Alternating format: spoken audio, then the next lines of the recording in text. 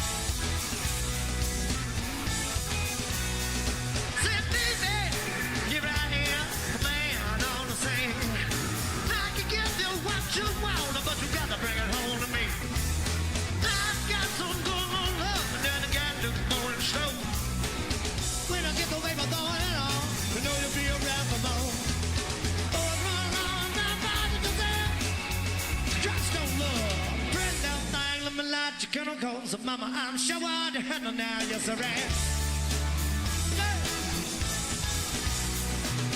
That sounds big loud in the bird, but I'm a man with the greatest fear.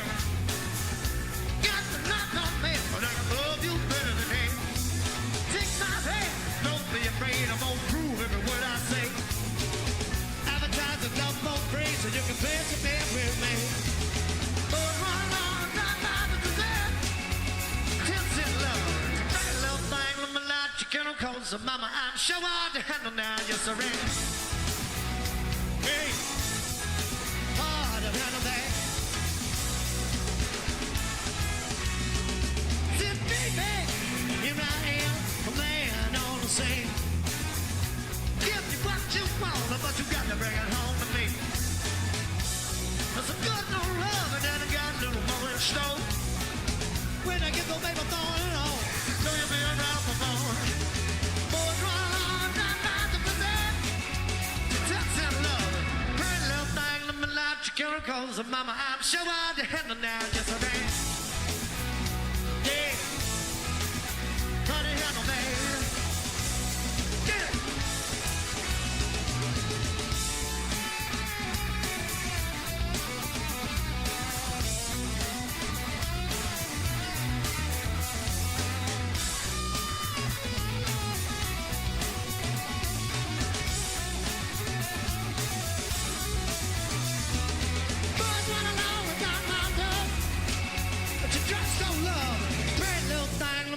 Chemicals of mama, I'm sure hard to handle now, yes I am. Yeah, hard to handle that. Yeah, yeah, yeah, yeah. Come on, hard, God. Now, no.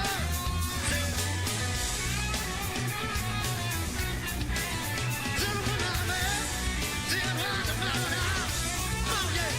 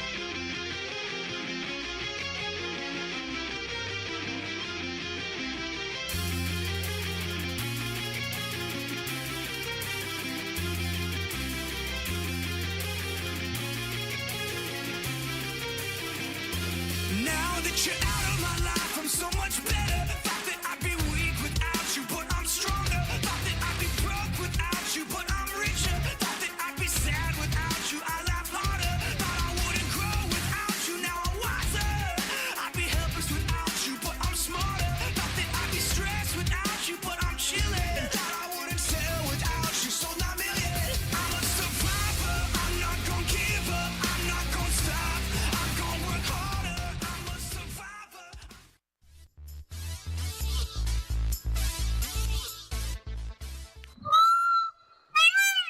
It's time for Lincoln Potters Baseball. You got to pump it up, but don't you know, pump it up. You've got to pump it up, but don't you know, pump it up. You've got to pump it up, but don't you know, pump it up. You've got to pump it up, but don't you know, pump it up. You've got to pump it up, but don't you know, pump it up. You've got to pump it up, but don't you know, pump Today's it up. broadcast is You've brought got to you by pump it Stones up, Radio but don't you Network. know, pump Now it let's up. potter up You've to the got booth. pump it up, but don't you know. Hello, everybody, and welcome to McPean Stadium in lovely Lincoln, California for another great evening of Lincoln Potters Baseball. Mark the Phantom Low here with you. Riley the Engineer also here. Tonight, the Potters wrap up a 2-game series against NorCal Baseball Club Bercovich Honors. Now, Lincoln is now 14-2 in the season after dropping last night's game 5-0 as 2 Bercovich pitchers held the home team to just 4 hits. Tonight, Potters manager Tyler Robertson hopes his bats wake up as he looks forward to Pacific Empire League play, which begins on Tuesday. Let's start things off tonight with a look at the honors batting order that starting pitcher Jackson Halverson will face newcomer Cameron Murphy in center field. Noah Garcia with 2 hits, batting in the 3rd spot. Luca Bocasile came in as a pinch hitter, got a base hit last night, hitting 6th. Max Cohen, who closed the game out with 2 innings on the mound, batting 7th. Jackson Short is back at short, and Mason Henshaw moves from left field to behind the plate, and he will bat 9th. Matt Elliott on the mound for Bercovich Honors, who, as we said, won last night's game 5-0. 5 runs, 8 hits for the Honors. No runs, just 4 hits for the Lincoln Potters, and they'll try to turn that around, as we mentioned, Tuesday, starting Pacific Empire League play against the Humboldt Crabs. Tuesday, Wednesday, and Thursday, all those games at 6:35. Then Friday, here come the Medford Rogues at 6:35. Saturday, 6:05, and Sunday, 6:05 against the Medford Rogues. Saturday is a fireworks night. So a big week of baseball planned, but as we said, Tyler Robertson, he wants his team to get the bats going as he goes into league play. And last night it was Jake Fields and Max Cohen, the aforementioned Max Cohen, who shut down the Potters on just 4 hits. So it'll be Cameron Murphy, Tanner Lee, and Noah Garcia starting us off against Jackson Halverson. He's 2-0 on the campaign. 13 2/3 innings, 10 hits, 8 runs, 12 strikeouts. He had 2 great outings, then had a tough outing last time out against the Menlo Legacy, in which he was knocked around a little bit early and got a no decision in that game. In the game the Potters eventually won.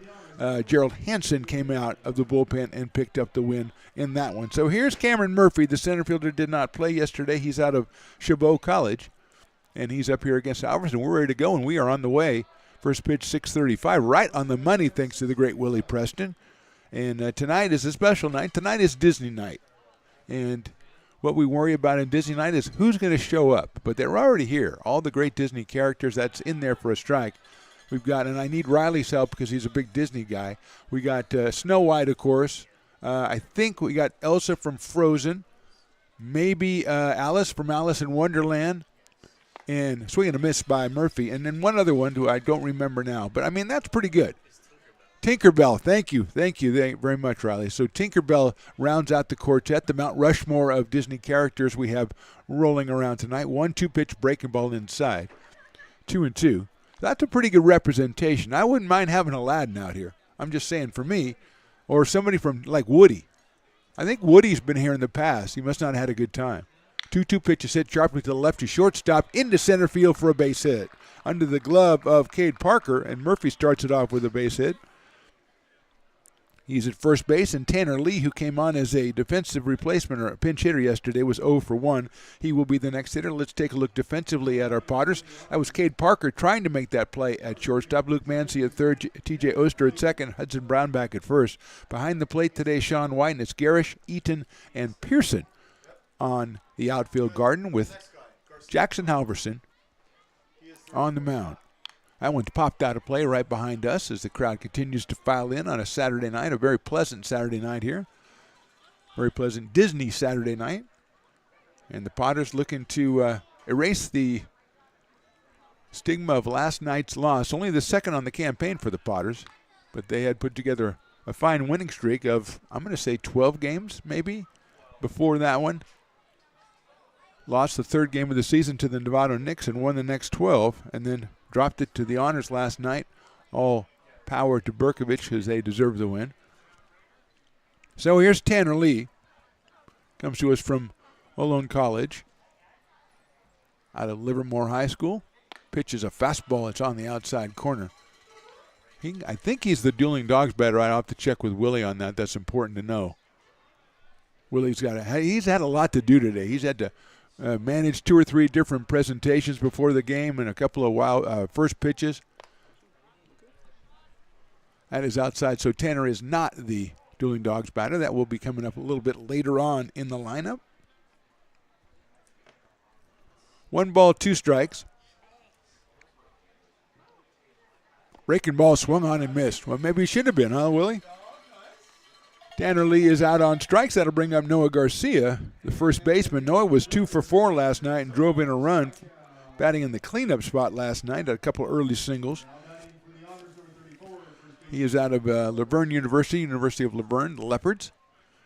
And with a decent lead at first is Cameron Murphy. Halverson with his first strikeout. That fastball is inside to the left-hand hitter Garcia. We said 12 strikeouts and 13 2/3 for Jackson, so make that 13 strikeouts. He's going to go over and try to chase Murphy back. Hudson Brown over at first for the Potters in this one. As you would expect on a Disney night, there's a lot of action in the bounce houses. That's in the dirt ball, too. I think what they do is you go check out like Snow White or like Elsa and then hit the bounce house, come on back. There's Tinkerbell. I don't know if Tinkerbell is still it for the young kids, though. It's kind of an older story. 2-0 pitch. Garcia lines one into left center field, moving over is Eaton. He's going to take that one about shoulder high. He's going to try to go back to first, and just a little bit too late to try to double off Murphy. So Garcia hit it hard, but right at Cole Eaton out in center field. 2 outs, and the DH is Jake Cross, and he will be the hitter. 6'4" out of Cal Poly. Did not play in yesterday's game, so his first appearance of the weekend, I guess, Friday, Saturday. I guess you could say weekend. Fastball right down the middle from Halverson. Right on 88 miles an hour from the big right-hander from McClatchy High School and headed to Sac State, Sacramento State University, Cal State University, Sacramento, whichever you prefer. Breaking ball just misses. When I went there, they just called it Sac State, and then they got fancy Cal State Sacramento, and now I don't know what you call it. But it's a fine institution, and that's all that matters. Throw over to first base, and back is Murphy. Almost did one of those slides where he stopped before he got to where he was going. Hudson Brown tried to take advantage of that, but his tag a little bit too late. Here's the 1-0. That's a nice breaking ball in there for a strike. Make that, it was 1-1, now it's 1-2. Again, I looked at the scoreboard. Don't do that. Prince McBean trying to raise money for a new one. We'll give you a QR code later on. You can just kind of donate and just feel like you really helped out McBean Stadium. 1-2, there goes the runner. It's in the dirt and gets away. It'll be a stolen base for Murphy as he now is in scoring position. And it's 2 balls and 2 strikes on Jake Cross. Zach Gardner, the third baseman, will follow Jake Cross. Zach also not in the game last night.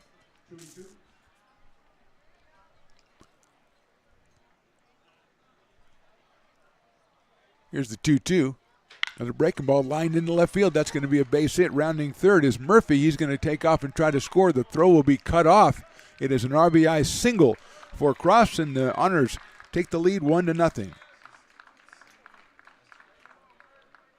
So he got 2 strikes on him, could not put him away, and a solid single by Jake Cross puts the Bercovich Honors team on the board. And here is Zach Gardner playing at third base tonight. Zach from Cal Lutheran as well, out of Castro Valley High School.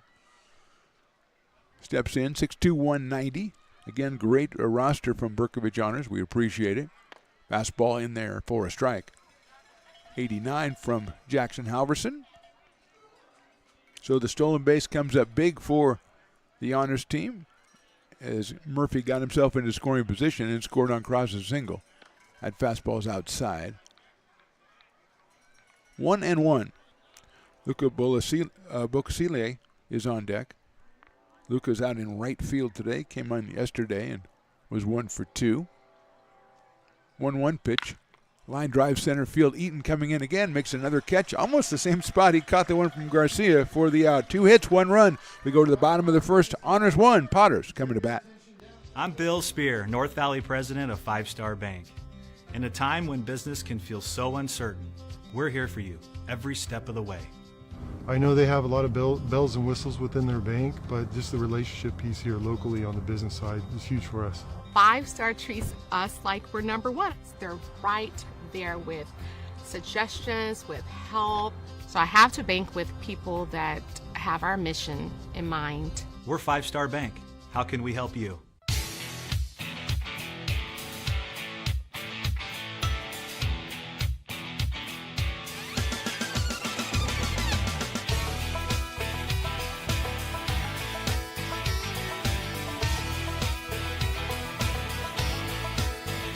Well, I walk into the room, passing out $100 bills, and it kills and it thrills like the horns on my Silverado grill.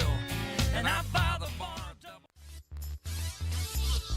Bottom of the first inning. Potters trail it 1-0. Honors struck first. Let's see. I think they hit one in the top of the first. Yes, they did in yesterday's game as well. So it is Matt Elliott out on the mound for the Bercovich Honors. Matt out of South Mountain Community College, went to Capilindo High School, 6'1".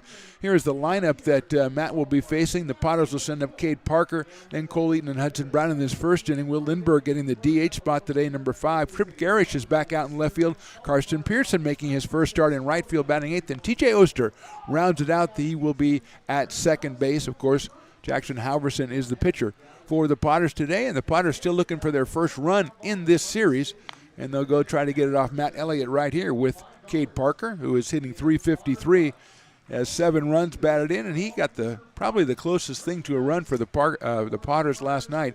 Hit a fly ball to deep left field that the left fielder caught right up against the fence out there. The Placer Valley sign in left field. So here's Cade Parker. Panama City Beach, Florida for Cade. Georgia Southern University, just like Sean White, who's the cleanup man today. And here's Elliott from the windup. Fastball is in there for a strike, right on 89 miles an hour for Matt Elliott. Cole Eaton to follow. That one is outside for a ball. That was a strike last night, but not tonight. I think the catcher was just trying to check and see if they still had some consistency, but no, this guy didn't fall for that. 1-1 pitch. That's a good-looking pitch outside corner 1-2. Quickly 1-2 on Cade Parker. Cade has a home run on the season. It was a grand slam. I don't want to brag or anything, but it was pretty cool. Misses with a fastball again, 2-2. That one got up to 90 for Matt Elliott. 1 run for the Honors in the top of the first inning. Potters leading it off with Cade Parker. Breaking ball's fouled back to the screen. So we'll go again at 2 balls and 2 strikes. Who's on duty today? Number 27. I got to check out that. That is, that's Logan. Okay. Usually Logan moves a lot faster than that. He's probably saving his strength. I like that. That's fouled out of play. Logan was one of, I think, 7 Potter relievers who came on last night and did a fantastic job. Yeah, 1, 2, 3, 4, 5, 6, 7. Yes, 7 relievers came on and gave up 4 hits and 1 run over the last 7 innings. So good pitching on both sides yesterday. Here's the 2-2. Chop foul again. Jake Fields was the story of the game, a 3-hitter over 7 innings. He got the win. Max Cohen, today's left fielder, came on and got the final 6 outs in that one. So Parker still 2-2 on Cade. Wind blowing out today. Takes that one high for a ball. So 3-2. Get one up in the air. It should go in this one. That's inside, ball 4. So Parker goes down to first base, does his job, gets on base as the leadoff man. He'll be there with nobody out, and Cole Eaton will be the hitter. Let's look defensively, if we can, Riley the engineer, at the Bercovich honors. Max Cohen, as we said, in left field. Cameron Murphy center. Luca Polisile in right. Zach Gardner, Jackson Short, Tanner Lee, and Noah Garcia in the infield. Behind the plate, Mason Henshaw, who was in left field last night, and Matt Elliott is on the mound. And here's Eaton. 321 for Cole. Takes that one right down the middle for a strike. He has 12 runs batted in on the campaign. Cole out of Elkhorn, Nebraska, and the University of Tennessee.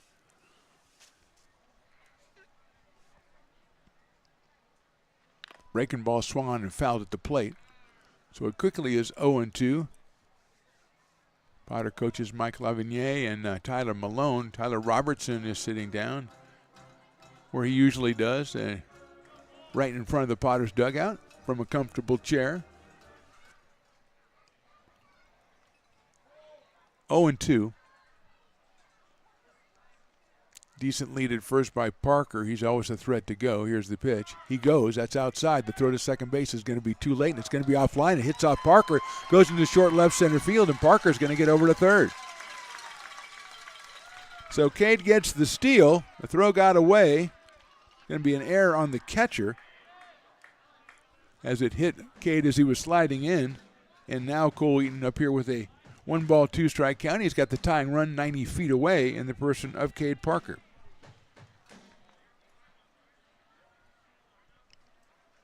Elliott working from the windup again. Breaking ball is fouled out of play.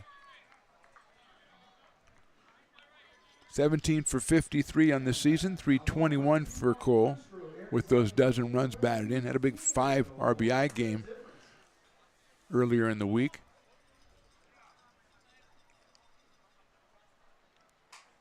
Takes a high fastball and evens the count up at 2 balls and 2 strikes. I haven't seen that. I guess the Disney characters, oh no, there they are over there, okay. Well, they have no fan, they got to go, come on, go up there and talk to Elsa or whoever that is over there. 2-2 pitch, call, strike 3, outside corner. 89 miles an hour for Elliott right on the corner, and that'll bring up Hudson Brown. Hudson at 278 on the season. 7 runs batted in. He is out of the University of Kentucky, and speaking of them, big win for them in the College World Series today. Walk-off with Nolan McCarthy, our own Nolan McCarthy, a 2-run home run in that game. Way to go, Nolan McCarthy from Kalamazoo, Michigan. Tremendous work. 3, I don't know, there's a game going on now, but the first 3 games of the World Series, 3 walk-offs. So pretty good stuff. Swing and a miss. 0-2. So runner got to third, the strikeout of Eaton, and now 0-2 on Hudson Brown. Sean White, the cleanup man, is on deck.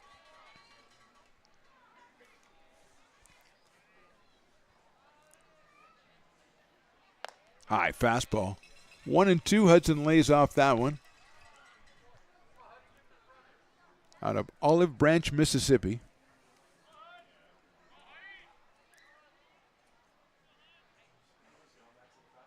That's inside.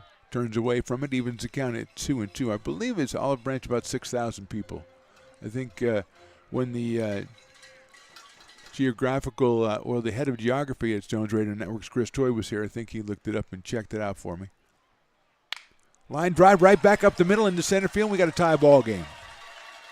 RBI number 8 for Hudson Brown. Took an inside fastball and directed it right back up the middle. Parker scores the run that ties the game and brings up Sean White. Sean also from Georgia Southern, but he's from, according to this, Niceville, Florida, which is either the best or the worst place on earth. Don't really know. I'm hoping for the former. 273 for Sean, has a home run and has 6 runs batted in. Splits time with a couple other catchers. Cole Dillon also behind the plate. Andrew Sloan's been behind the plate. So Sean takes in the dirt for a ball. So the Potters scored their first run of the series in the first inning here against Elliott. And we are tied at 1. There's a breaking ball, and that misses inside.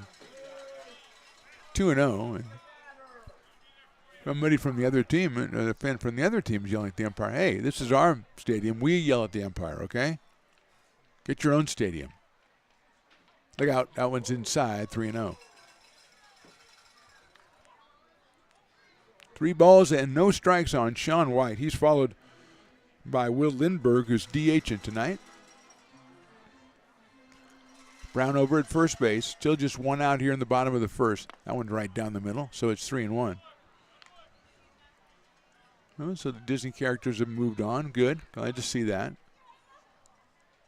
Good crowd. Great crowd out here. A little Saturday night baseball. Here's the 3-1, and that is ball 4.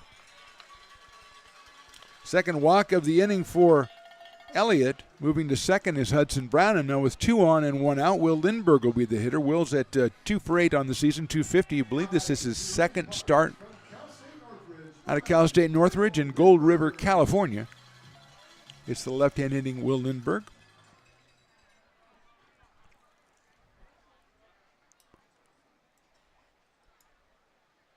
Off-speed pitch is hit down the line. That is a fair ball over first base. Here comes Brown. He'll score. Lindbergh's going into second. Here comes the second runner. They're going to hold wide. Right over the bag at first base for Lindbergh. And there's going to be a meeting at the mound for Bercovich honors. So the Potters went down 1-0. Cade Parker started off the bottom of the first. He got a walk, stole second, was hit with the throw, so went to third.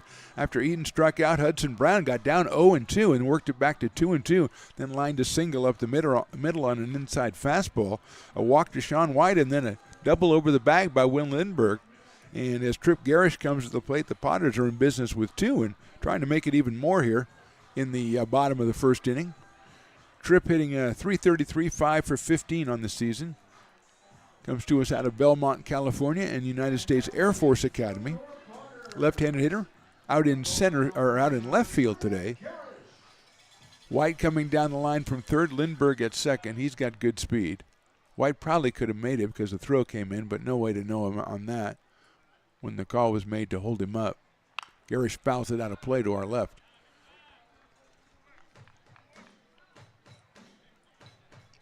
Oh, 1 on Tripp. He's followed by the third baseman tonight, Luke Mancy. Pearson and Oster round out the Potters' hitting lineup. Garish takes a fastball. Looked pretty good, but I think the catcher had moved out to the outside corner, so I think the umpire was calling the catcher's location.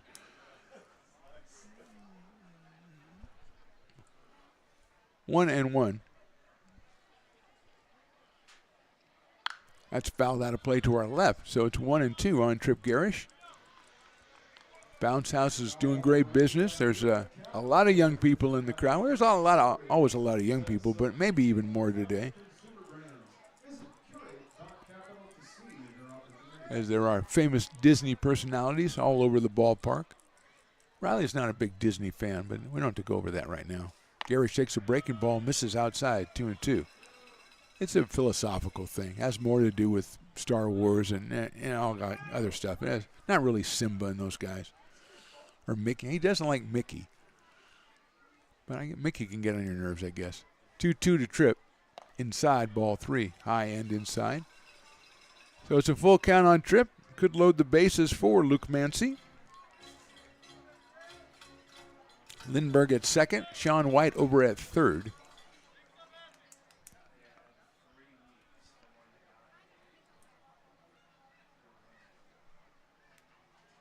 Breaking ball in the dirt, ball 4. Good at bat by Trip Garish working the walk. Third walk given up by Elliott here in the first inning. And with the bases loaded, still just 1 out. And Luke Mancy coming to the plate. Luke is hitting .286 out of the University of New Mexico. Left-handed third baseman.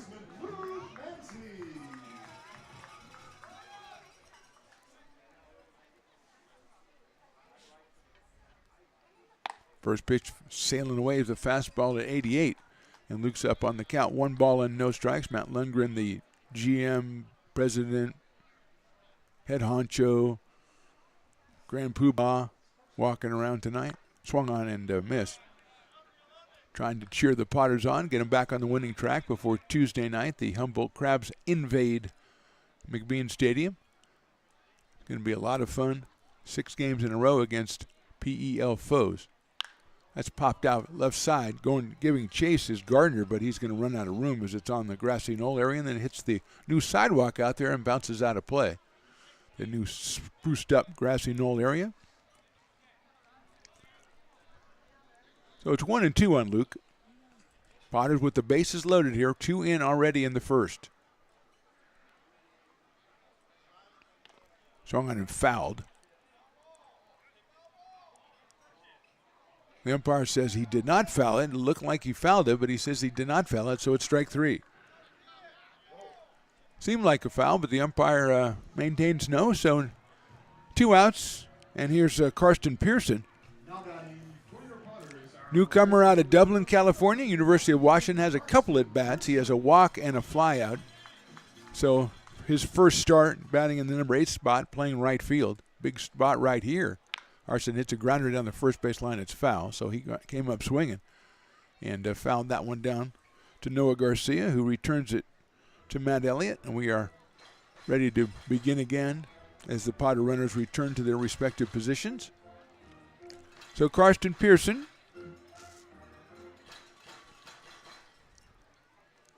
getting a at bat in a high-pressure situation here with the bases loaded. Takes the fastball, and it's in there for a strike, so it's 0-2. Quickly on Pearson. 3 walks, 2 hits, and 2 strikeouts for the Potters here in the bottom of the first. They put 2 up on the board. High and outside, 1-2. Mason Henshaw behind the plate in this one for Bercovich.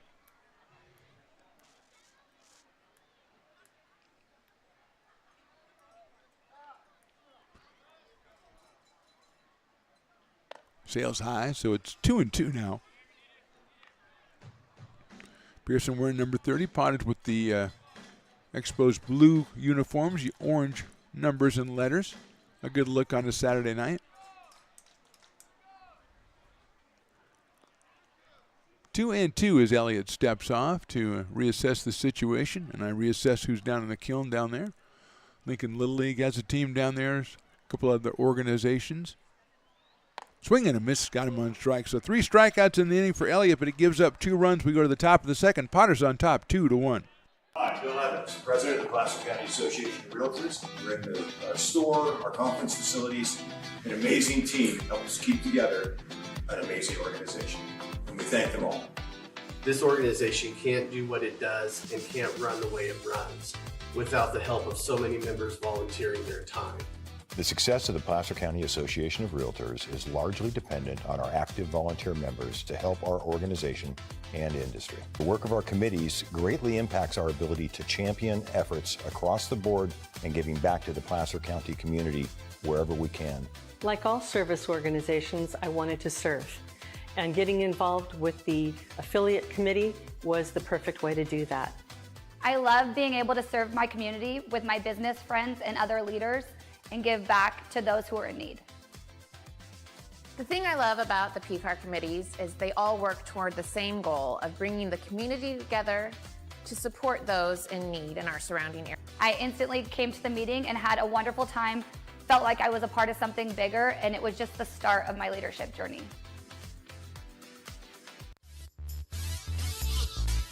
Top of the second inning, Jackson Halverson back out on the mound for the Potters as they have a 2-1 lead. He will face Luca Bocasile, Max Cohen, and Jackson Short, the first 3 hitters for the Bercovich Honors team. We've got 1 run in the top of the first, a single by Murphy. He was scored in a single by Jake Cross. A couple of loud outs in that inning. Garcia and Gardner both with line drives to center field that Cole Eaton handled. So John White comes out. He was on the bases as the inning ended, so he's taken a warm-up toss from Jackson Halverson, and we'll be ready to go here in the top of the second on Disney night here at McBean Stadium. Beautiful night, beautiful crowd out here. Got a breeze going, though. If you get it up in the air, it should go somewhere. Oh, here's Luca Bocasile. He will lead us off here in the second inning. Luca out of Chabot College. 6'3", 200 pounds, left-handed hitting right fielder. He is the Dueling Dogs batter, I guess, says Willie Preston. So if he strikes out, half off Dueling Dogs for the rest of the inning. He takes the first pitch, and it's called a strike. The umpire is, sympathetic to our cause. He likes a good bargain. I'd say sharply down to first, handled by Brown. Had to look in his glove again. He's going to get there a step before Bocasile. So he hit it hard, but Brown all over it with a nice play down there for the first out. And here's Max Cohen. Max finished the last 2 innings off on the mound last night in the Honors win, and today he's out in left field batting in the number 7 spot. He is from Monterey Peninsula College. He swings and fouls it off from Jackson Halverson. Out of McClatchy High School, there's the, Snow White. Yeah, she's smiling. Okay, way to go. Elsa, I think, and Alice in Wonderland, who looks a little trippy, if I may say so. That is out. Fouled that way for 0-2. She's got the Mad Hatter and the White Rabbit. She's got a lot of weird stuff going on. She's not straight down the line like your Snow White, who just hangs out with 7 little dudes. 0-2 pitch, good fastball, just misses. 88 for Halverson on that fastball. Good thing Stones McCoy is in here. There's a woman, a fan, a fine fan here, wearing a Dodger hat, and he would not be happy. Swing and a miss, got Cohen on strikes. Second strikeout for Jackson Halverson, and with 2 outs, Jackson Short will be the hitter. Jackson at shortstop tonight, was at shortstop last night, was 1 for 3 and scored a run. So he comes in here, the number 8 hitter, left-handed hitter, out of Occidental College. Left-hander against right-hander. Halverson's first pitch misses outside. So it is 1-0. Mason Henshaw, the catcher, batting 9th. He is on deck. If Short can get something started here in the second. And he lines it down the right field line, and that is a foul ball. Bounces up against the fence. 314 dead down the line in right and in left. 385, I think, in left and right center. Call it 400 in center field. And I think either 420 or 440 to get over the batter's eye. That's hit out towards second base, charging it. And going to first is T.J. Oster for the out. So 1-2-3 for Halverson here in the top of the second. We go to the bottom of the inning, and the Potters lead it 2-1.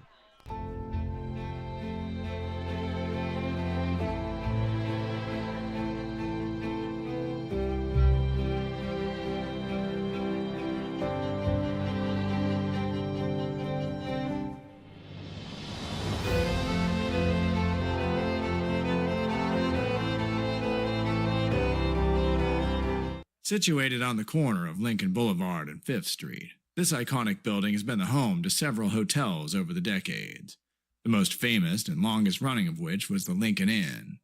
Having undergone several renovations and architectural changes, this building is the current home of Old Town Pizza, which boasts not 1 but 2 floors for your dining enjoyment, including open-air seating on the roof. Stop in for a slice today.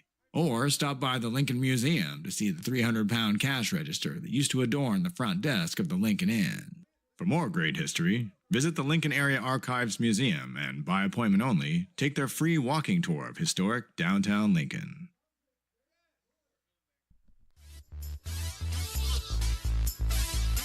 What a race, Riley the engineer. Piper pulled a hamstring around third, but who cares? The young lady who won, she can't be more than 6 or 7. She was just getting around those bases, holding off all comers and taking the win, getting her mini bat and going home. What a job. What a performance. Again, Piper, dismal last and pulled a hamstring or whatever Peacocks have for hamstrings. Whatever it was, unable to finish the race. A D, probably an incomplete. Give Piper an incomplete. But the winner gets a big thumbs up and gets the gold star as the performer of all the mascot races all season. That's my favorite performer right there. She was just going, man. Crossing the goal line, and she had people chasing her. Piper, of course, was not one of them. But she had people chasing her, and she just broke the tape, takes the victory. Matt Elliott, on the other hand, doesn't have a chance to warm up because he has the little kids running around the bases, running on his home plate. So he takes him a little while to get going. He finally gets the ball to Henshaw. And Mason throws it down to second. We're ready to get started at the bottom of the second. It'll be 9-1-2 for the Potters. TJ Oster, Cade Parker, Cole Eaton. TJ hitting 176 out of Phoenix, Arizona. And the United States Air Force Academy playing at second base for the Potters tonight against Matt Elliott, who gave up 3 walks and 2 hits in the first inning. His first pitch is high.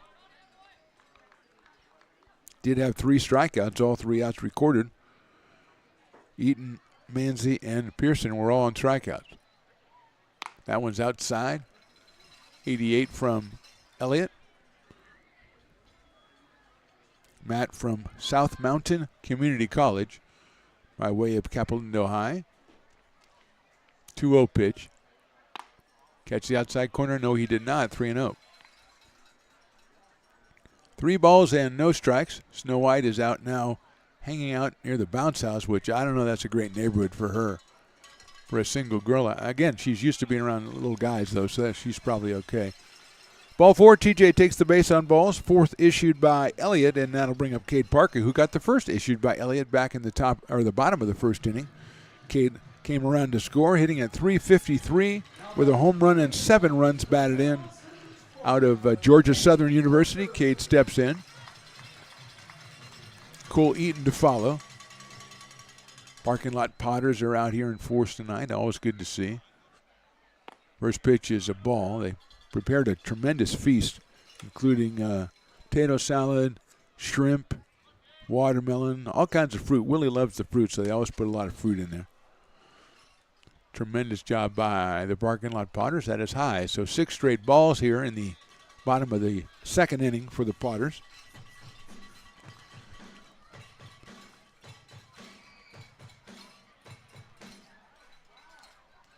Two and 0. Go over to first base and easily back in is TJ Oster. Cole Eaton to follow. Potters lead it 2-1. That's a good-looking fastball in there for a strike. 87 from Elliott, and it's 2-1 on Cade. He almost had himself his second home run of the season last night. Caught out right up against the fence in left field. 2-1 coming up. Swing and a miss on that one, 2-2. So it was 2-0, now 2-2 on Cade Parker. Panama City Beach, Florida native. Good lead at first by TJ. Let's see if he's going. No, but they're going out to try to catch him as the throw goes over to Noah Garcia. And TJ is back in.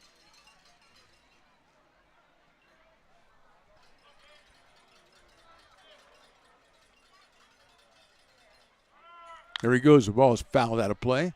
So we'll do it again at 2 balls and 2 strikes. Day off tomorrow, day off on Monday for the Potters. Then we start that 6 games and 6 night streak. You want to get some tickets, get out here, watch some Pacific Empire League play as the Humboldt Crabs come in for 3. Then the Medford Rogues rekindling that great rivalry. I don't know what Matt Lundgren has planned for his ongoing feud with Dave May. That's hit out in left field and foul. They've gone back and forth the last couple of years when the teams were not in the same league. We used to be in the same league. Then got out of the league. Now we're back in the same league.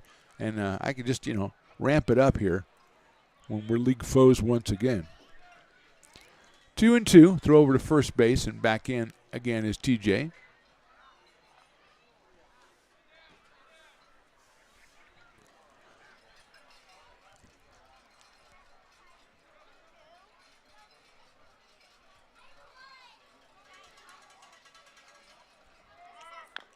Bluff going, and it's fouled away. There's Logan Bell. Now Logan's moving at his old speed. First time we saw him, he was moving a little slow, but now he's sprinting out there again.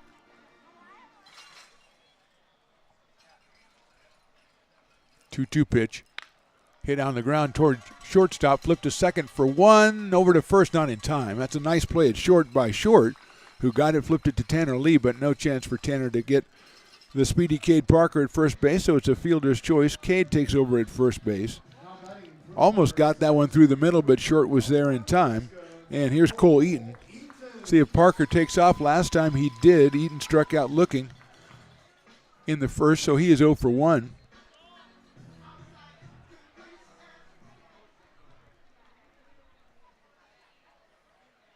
There he goes. That ball's lined down the left field line over at third baseman's head. It's into the left field corner. Here comes Parker around third. He's going to keep going. They pick it up in left field, but it won't be in time. It's a double for Cole Eaton and an RBI, and the Potters have a 3-1 lead. I don't even know if it would have made a difference that if he wasn't running, because Cade took off, and he was at third by the time the ball was picked up by Cohen. So Eaton delivers the double. Third hit for the Potters. They lead at 3-1, and here's Hudson Brown, who singled the back up the middle and got himself a RBI, his 8th of the summer, back in the first inning. Gardner with a nice leaping try on that one at third base, but it was past him very quickly. Eaton's 13th run batted in. Brown takes an off-speed pitch, and it gets in there for a strike.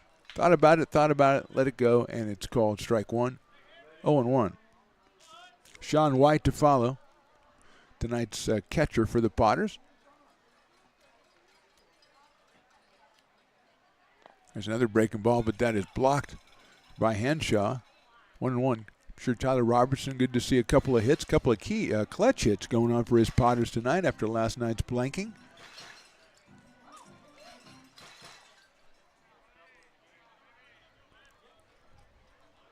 Here's the 1-1 coming up. Another breaking ball that misses outside. 2-1 to Hudson at the University of Kentucky.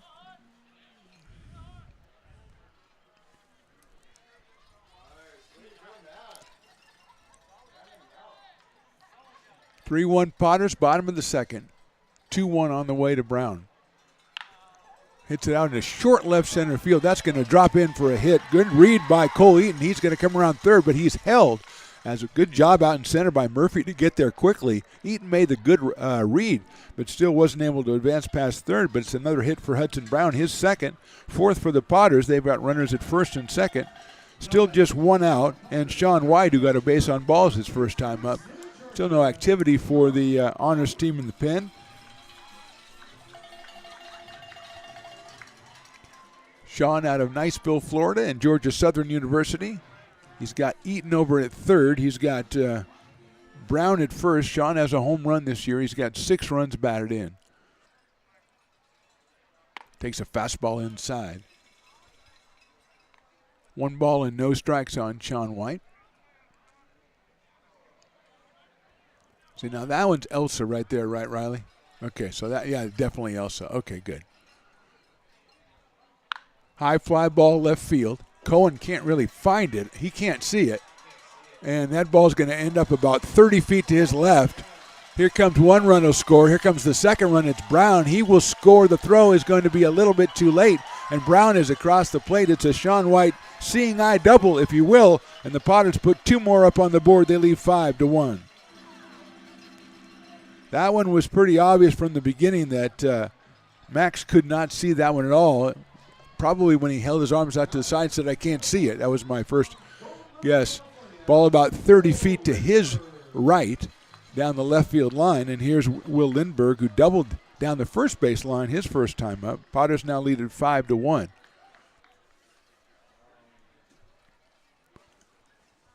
White, RBIs number 7 and 8. And here's a pitch to Will. He takes it high with a fastball. 1-0.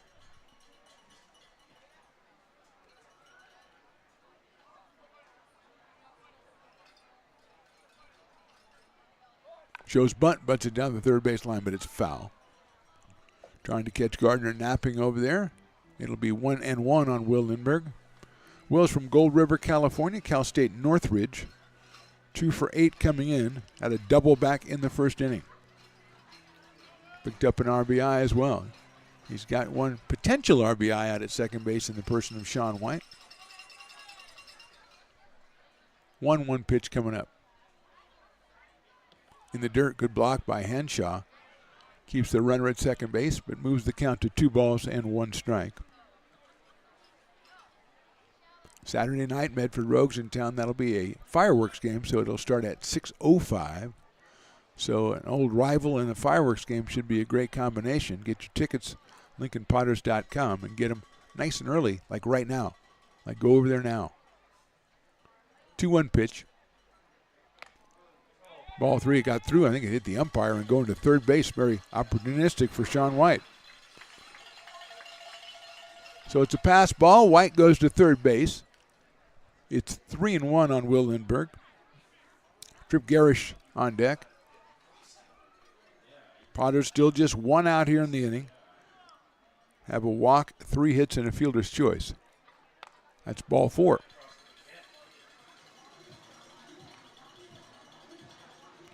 That's 5 walks issued by Elliott, and first and third brings up Trip Garish. Trip got a base on balls himself his first time up.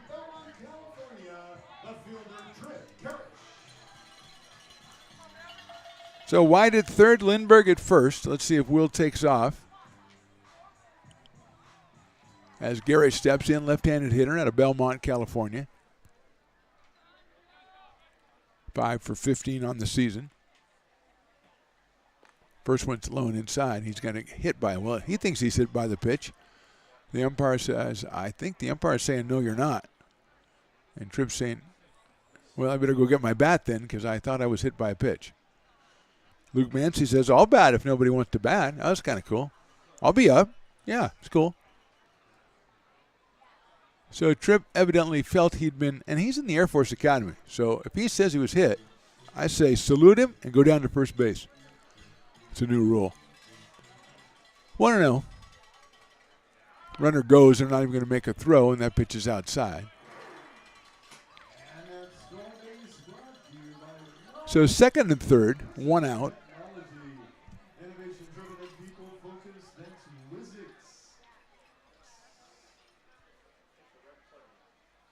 Elliott goes back to the windup as activity begins. Fastball, good pitch outside corner, 2-1. Loosening up a right-hander down in the bullpen for the honor squad, but just getting started. 2-1 on Tripp. Ground ball to the right of first baseman, into right field, a base hit. 1 run will score. Here comes the second one. The throw to the plate is going to be too late. It's a 2-run single for Trip Garish, and the Potters lead at 7-1.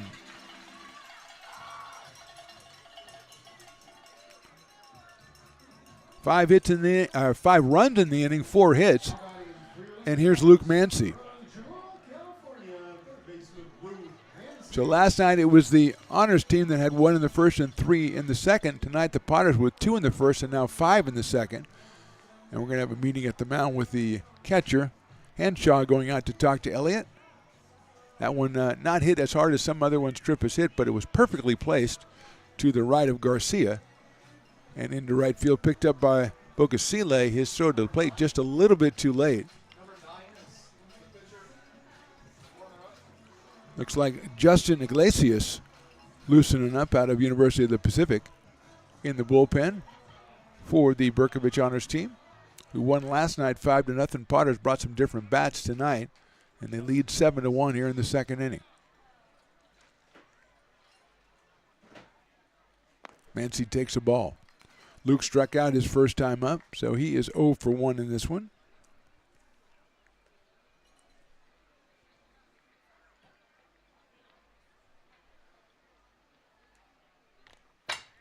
That one gets away, going down to second base.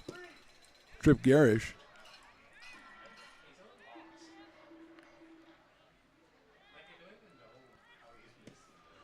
Luke at 278 on the season out of University of New Mexico. Playing over at third base for Tyler Robertson tonight. Played second, he's played short as well.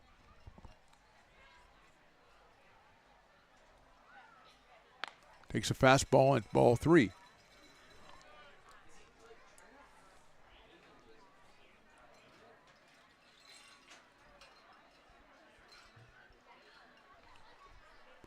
Five walks issued by Elliott so far. make that 6, as going down to first base is Luke Mancy, and the 9th batter of the inning will be Karsten Pearson. Bases are loaded of Potters. Karsten struck out his first time up, and we're going to have a meeting at the mound. May have a pitching change. We'll take a short break. Potters, bases loaded. They lead this one 7-1. Astro Air Design Incorporated, where you feel the difference. We are a locally owned and operated heating, air conditioning, and custom sheet metal company committed to the highest quality of craftsmanship at a competitive price. Our trained and certified technicians have the knowledge and experience required to install, maintain, or repair your home comfort solutions. Our upfront pricing gives you the peace of mind because you know your price is locked in. Call Astro Air Design Incorporated today. No pitching change for Bercovich Honors just yet. Matt Elliott stays out there, and Karsten Pearson comes up to the plate out of Dublin, California, University of Washington. 0 for 1 tonight with a strikeout in the first inning. He is the 9th batter to hit in this second inning.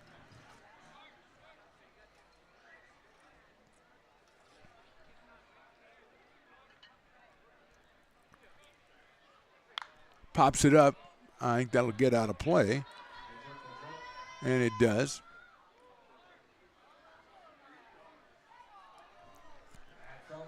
So bases are not low. Just first and second for the Potters. Just Garish and Mancy. Everybody else has already scored on the inning.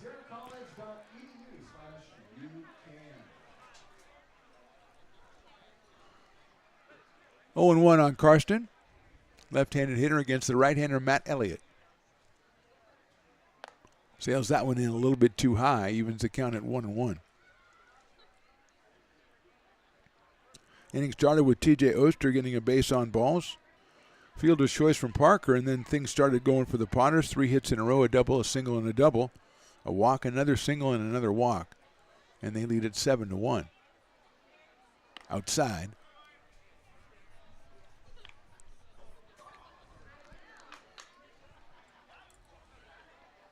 The great Ray Garcia mingling with the crowd down there behind home plate where the fancy seats are. That's where he hangs out. There's all the donors to all of his campaigns and everything. High, ball 3 to Karsten. T.J. Oster on deck. Great crowd out here tonight for Disney night. Elsa, Alice, Tinkerbell, and Snow White. That's pretty good. 3-1 pitch, ball 4. Now the bases are loaded.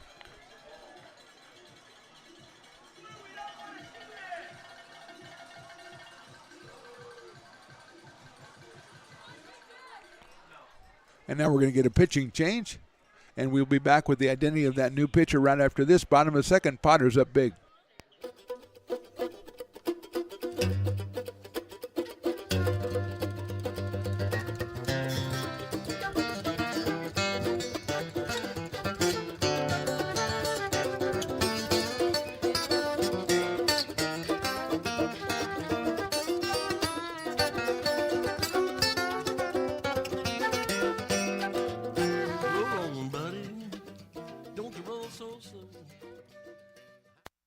Being a laborer means everything.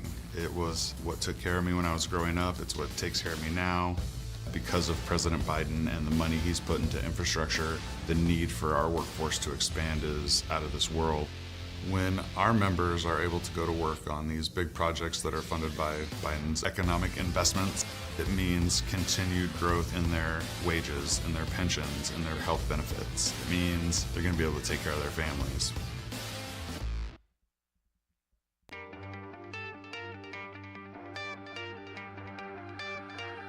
Gooseport Public House.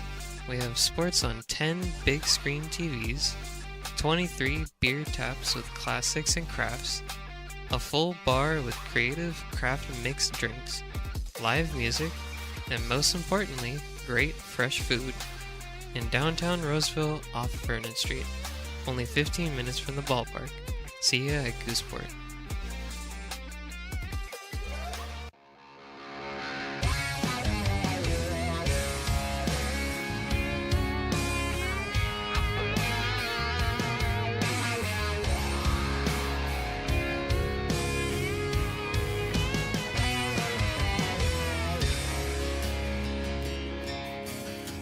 man knocked on my front door with my teenage boy and a couple more from up the road. He had them by the collar.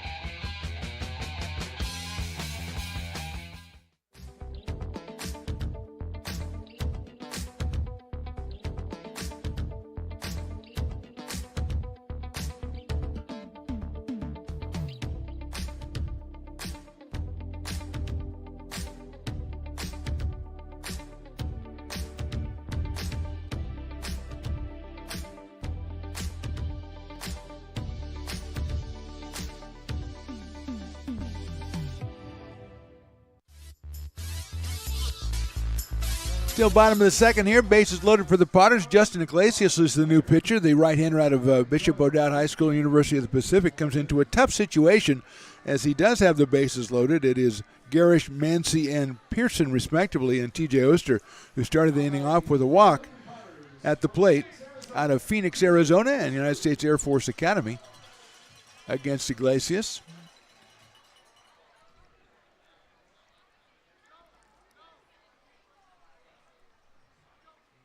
A little bit of confusion here. We're trying to get everybody on the same page logistically. Fastball is inside. 1-0. We have a fan here that's yelling at the umpire because of all the balls he's calling, and according to all the technology we have, they're all balls. There's a fastball. It's outside, 2-0. But he said, come on, Blue, the batter's short. And I liked that one. That was a good one. It had nothing to do with the ball being inside, but the batter is short. And TJ's not a tall gentleman. Swings and misses at that one. Let's take a look at that. TJ is 5'9". So, yeah, okay. I mean, there's a factual basis to that. No, Riley, you are not taller than 5'9". Riley, the engineer, you are not 5'10". 2-1 swung on and missed, so it's 2-2. Maybe you are. I would dare say 5'10", 132. Yeah, that's probably about right. Yeah, you got to get down to Fat Cat, dude, and tell Bill, chili cheese dogs, man. Check swing. Did he go? I don't think so. No, he did not. So it's a full count. Yeah, you got to talk to Bill. Tell him our idea that he needs to add chili cheese. He needs to do chili cheese dogs down there. Overhead might be increased, but the profits will be astronomical. Fouled off by TJ. I am not really good at owning businesses or anything, but I think this is just a bona fide good idea. Just branch out a little bit. You've already got the dogs there. You've already got all that stuff. You got very high quality accoutrements. Check swing. But all you got to do is, you already got there's chili cheese with the nachos at some other stand. Go over and get some chili from them, get the cheese, and just kind of improvise, man. It's a bonanza. Fouled off again by TJ, so he and Iglesias are locked in a battle here with the bases loaded. One out here in the second. Potters have scored 5 times. They lead 7-1. Final tune-up game before Pacific Empire League play starts on Tuesday. Here's the 3-2 once again from Iglesias. High ball 4. A great job by TJ. Gets himself a base on balls. Gives himself an RBI. Potters have scored 6 times in the inning now as Trip Garish comes across the plate. Moves Mancy to third. Pearson to second. And we go to the top of the order with Cade Parker, who has walked and hit into a fielder's choice. Potters now on top 8-1. And this will be the 11th batter of the inning. It's in the dirt, gets by. Here comes the runner in from third base. The throw is going to be too late. A wild pitch allows Mancy to score, and it's 9-1. Everybody else moves up 1. Which means Oster now at second and Karsten Pearson over at third. And 1 ball and no strikes on Cade Parker. 353 for Cade coming in, a home run and 7 runs batted in. He's got a couple of potentials out there. Takes something off that one, but misses. 2-0.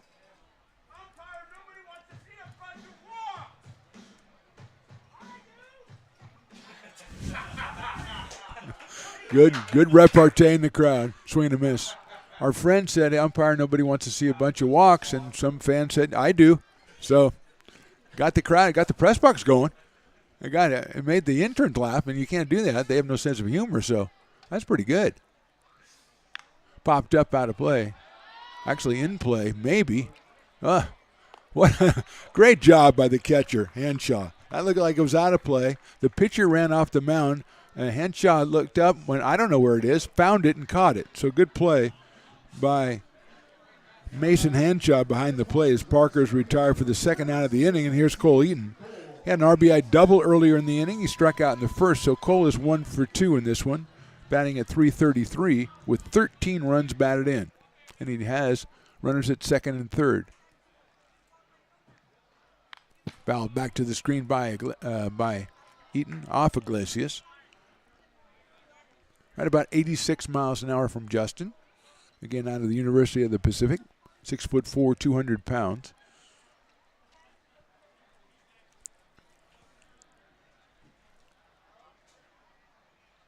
Swing and miss. Ball rolls out in front of the plate, so possibly fouled off. 0-2 on Cole Eaton. Near capacity crowd out here. It's Disney night. I always get the fans. It's a Saturday night. It's good weather. Hang out. Watch a little baseball. Potters are up big. Swing and a miss got him on strike. So the Potters put 7 up on the board in the second. We go to the top of the third. Potters lead this one 9-1. When it comes to your home's maintenance and repairs, Jeffers Resource Group has you covered.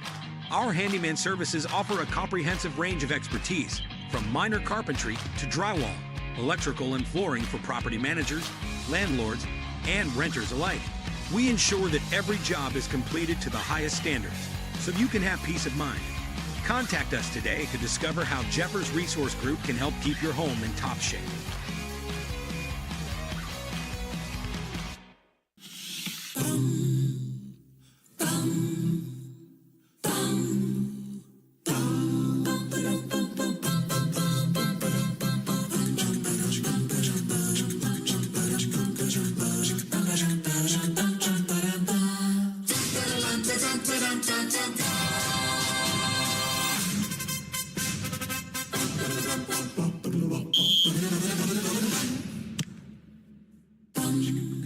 Hey Potters fans, want to keep restoring and renovating historic McBean Stadium? Now you can become a member of Friends of McBean. Annual membership start at $50. Get a 4th of July Potters t-shirt and 4 Potters tickets. Become a member now at friendsofmcbean.org.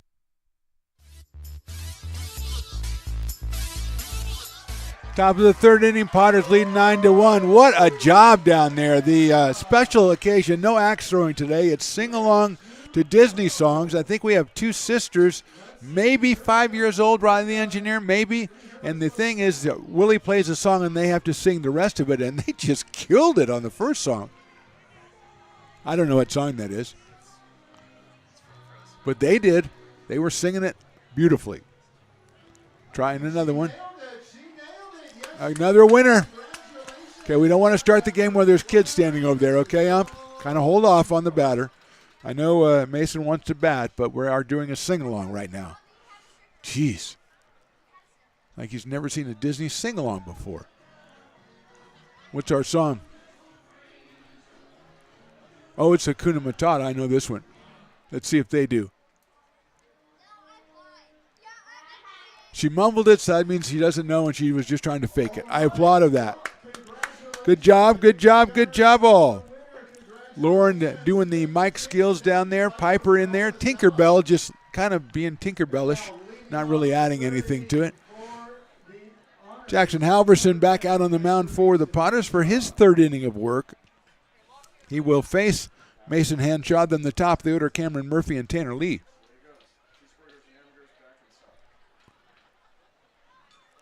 And we are ready to go here after the singing contest is concluded. Fastball is outside for a ball, 1-0.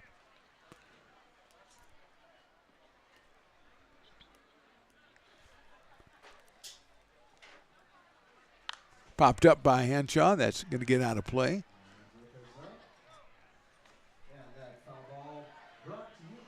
One and one on Mason Henshaw from Chabot College. Takes the fastball outside. Howerson at 86 misses with that one, so makes it 2-1.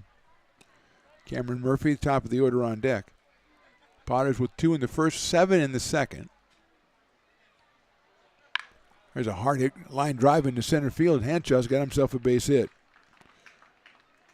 Third hit of the game for the Honors team, and that will bring up the top of the order Cameron Murphy, who got the first hit of the game and scored back in the first inning.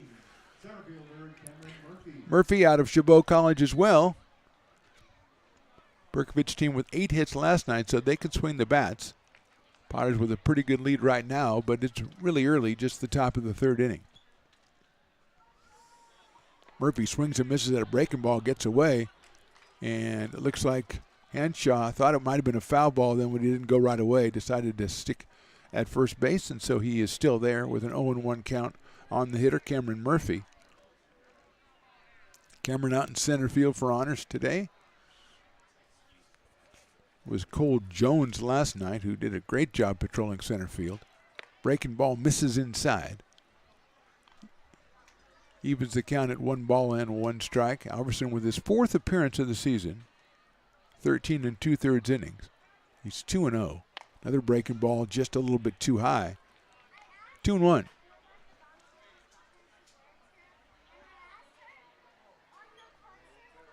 Henshaw with a decent lead over at first base.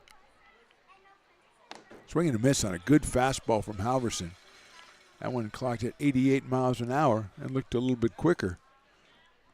So he's back in the count at 2-2.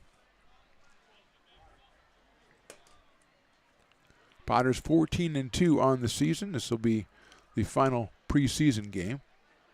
That's in the dirt. Do have some out-of-league games after league play gets started. A couple mixed in right around the 4th of July. But for the most part, the rest of the home schedule, which I think is 23 games, 24 games perhaps, is mostly league play. 3-2 pitch, fouled off, stays 3-2. So every night the Potters are out here. It's going to be a great matchup, going to be a great game with high-quality Division I and Division II college players. So come on out to McBean Stadium and enjoy a night of baseball. 3-2 pitch. Check swing, did he go? I don't think he did. Ball 4.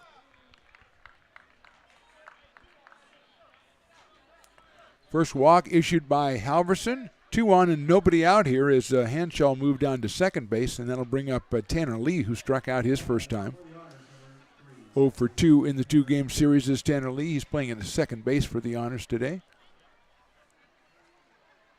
Chops that one down the third baseline. It is a foul ball.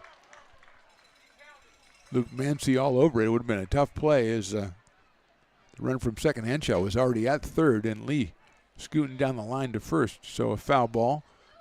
0-1 on Lee, who's going to take his time coming back to home plate. Going to catch his breath. So many cool Potter shirts you see on fans coming up the stairs here. There's another one. I just got to go down and make myself known to the merchandise people. Say, hey, don't you know who I am? Breaking ball swung on a miss, and they said yes, and that's why you're getting those shirts. And I would have to say, okay, point taken, well done. Well played, madam or sir. 0-2. Swing and a miss, got him on a breaking ball. Second time Lee is down on strikes, and that'll bring up Noah Garcia. Garcia flied to center field. Actually, he lined out to center field back in the first inning. Was 2 for 4 last night out of Laverne University.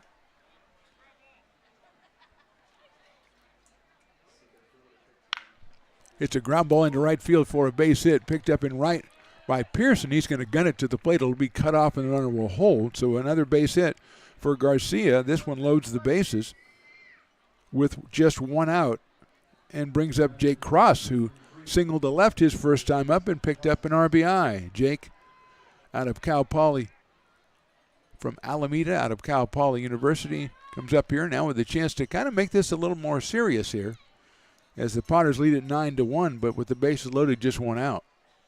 Breaking ball's popped up to right field Pearson's underneath it. He's coming toward home plate, makes the catch, and nobody's tagging as the throw comes through from Carson Pearson. So a good pitch right there by Halverson to get crossed to fly out to right field. 2 outs, and Zach Gardner will be the hitter. Zach lined out to center field his first time back in the first inning. So he is 0 for 1. He hails from Cal Lutheran out of Castro Valley, California. Wearing number 12 for the honors team with little yellow jerseys and red numbers, that kind of red-yellow thing. You know, not black and yellow, red and yellow. Fastball's outside. John White behind the plate for the Potters in this one. He was the DH last night. 1-0 now on Gardner. Luca Bocasile is on deck. Look out for the breaking ball inside, 2-0. So Gardner immediately gets up in the count.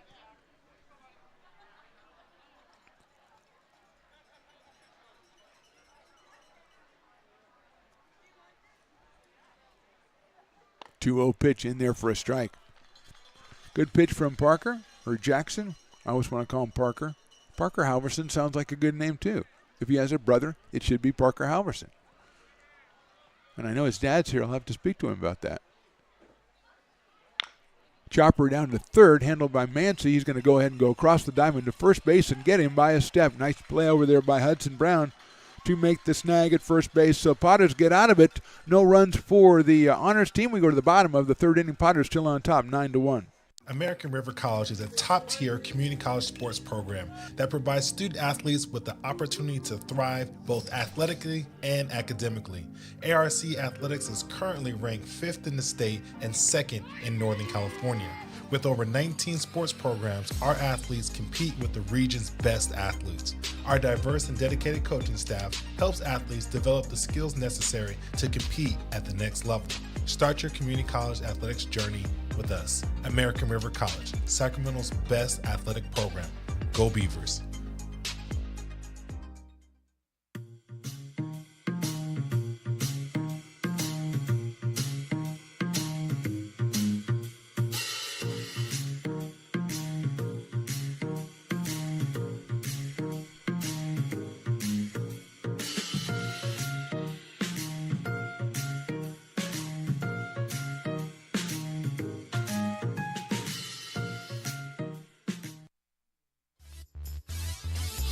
Top of the third from McBean Stadium. Potters up 9-1. Justin Iglesias on the mound for Bercovich. He came on and did a good job of quelling the rally after the Potters have scored 7 in the second inning. Got a pop-up from Cade Parker. Got a strikeout of Cole Eaton. So he will face Hudson Brown, Sean White, and Will Lindbergh here. 3, 4, and 5 for the Potters in the third.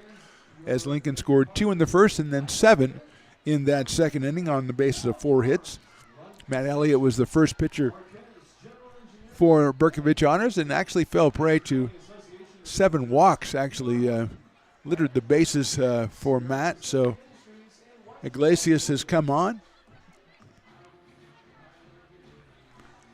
And he will face Hudson Brown, who has 2 singles already. And we are in the bottom of the third inning. He singled in a run in the first and then singled and scored. He scored actually twice. So Hudson is 2 for 2.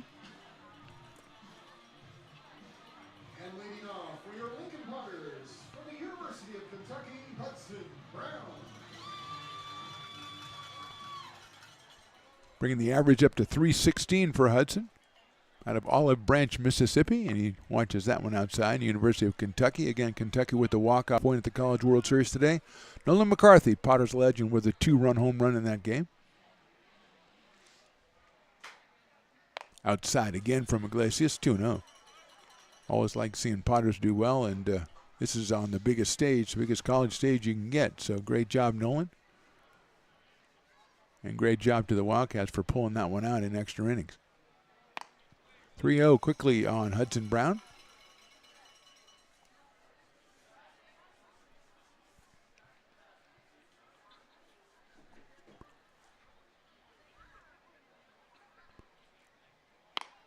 Just misses outside, ball 4. So Brown goes down to first base. He's been on base all 3 times. That's the 8th walk issued by Bercovich pitchers, and it'll bring up Sean White, who has walked and doubled His double was a fly ball to left field that Max Cohen couldn't find in the sun, and 2 runs scored. Latest intern rankings have Lauren at number 1 now. Carson has fell down to number 2. John, number 3. Elena, and then Jason as top 5 for the intern rankings, if you're tuning in for those. Those have a lot of movement in those, Riley, over the past couple of days. A lot of people doing amazing things. Carson put together some printout of something that was pretty impressive. Lauren has just been doing a tremendous job, as has John on the microphone in the field during the games. The event coordinators, if you will. 1-0 from Iglesias. Showing bunt, pulling it back. It's a ball, 2-0.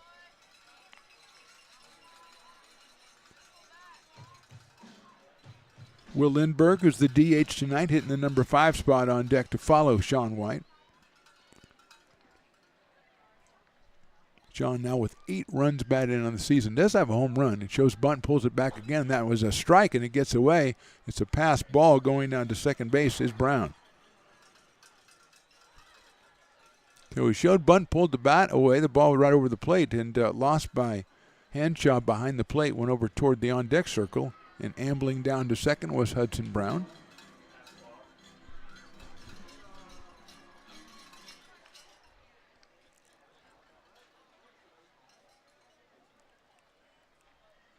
So Brown leading off at second. White takes a ball, 3-1.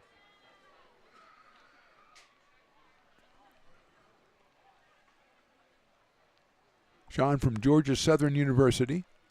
Hitters count here 3 balls and 1 strike. Left field fence looking pretty nice. All I'm saying. That's all I'm saying. Well, he's going to go to the right field fence instead. And it's still going. It's still going. It's off the wall. White's going to get to second. I think they're going to hold Brown at third base as he had to wait. He thought the ball was going to be caught by Bocasile out and right, and that one just kept going. Sean White, maybe if he hits it to left, it goes out. Maybe not. I'm not saying that, but a big blast to right field. His second double of the day. Brown is at third, and here's Will Lindbergh, who has doubled and walked. He scored once. He's driven one in. Left-handed hitter from Gold River, California, and Cal State Northridge. 7th hit for the Potters. They had 4 in the whole game last night. And that one was hit and just kept going. We were hoping maybe it had enough to get out of here, but not quite. Lindbergh hits one. Squibber back to second base. That'll score a run. Picked up and to first by Lee, and he gets him by a step over at first base. But it's an RBI for Will, his second of the day. Brown scores. Moving to third is White. Potters put another one up on the board, and they lead it 10-1 now. Here's Tripp Garish, who was walked and singled. Tripp is 1 for 1, has 2 runs batted in, and he's got one 90 feet away in the person of Sean White. High fastball. 1-0. Luke Mancy on deck.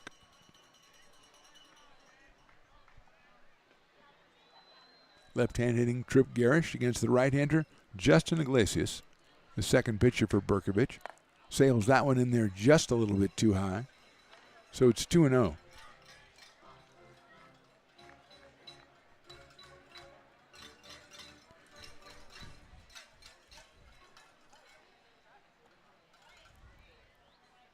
Swing and a miss.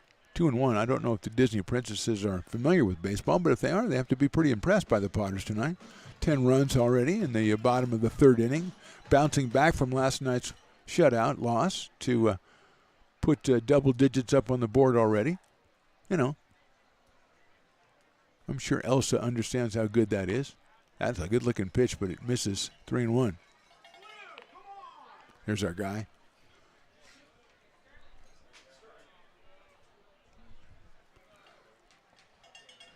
Three and 1.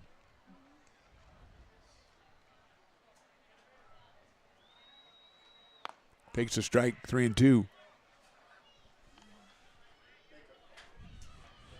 3 balls, 2 strikes on Tripp out of Belmont, California.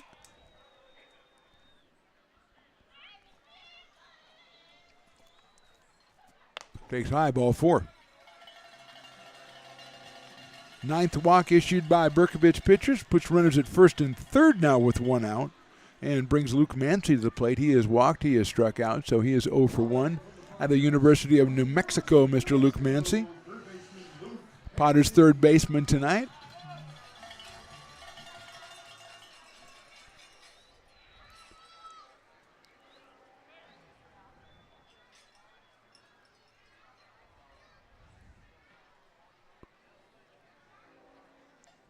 And the dirt gets away, going to second. Holding at third is White, but going to second is Trip Garish.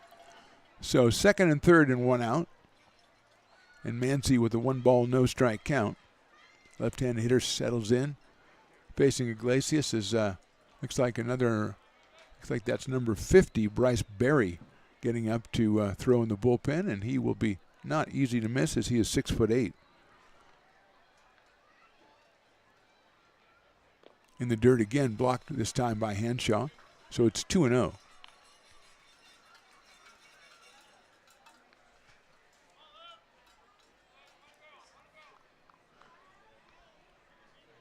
Mancy with a 2-ball, no strike count here. One out, bottom of the third. One run in already for the Potters in the third inning. Mancy hits a high fly ball center field. Murphy is trying to fight the sun. He's got it in deep center. Everybody's going to tag. The throw will come into third base. Safe at third, and the run crosses the plate. It's a sacrifice fly. White scores. Garish ends up at third. Mancy gets himself an RBI, and the Potters lead 11-1.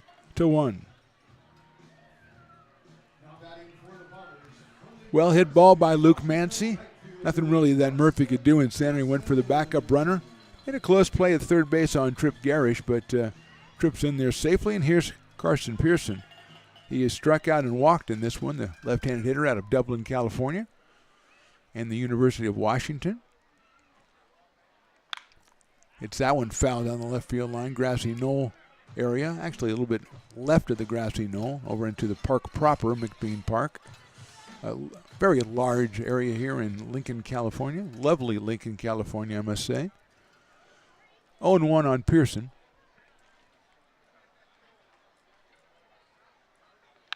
That one's fouled left side as well. That one not as far over there. So let's see. It got, over by the grassy knoll area. Picked up by a lucky fan out there. Whenever I see a fan carrying 2 drinks, one in each hand, I always think fondly of Riley, the engineer, whose philosophy is if you're a good fan and you go to get something, you come back with something in each hand. And I can find no fault with that. I've gone over it and over it. And I'm looking at it from all different angles. I put it up on a whiteboard. I got like different colored markers. And I can't. It's genius. It's absolute genius. 1-2. Ball 2, 2-2 to Pearson.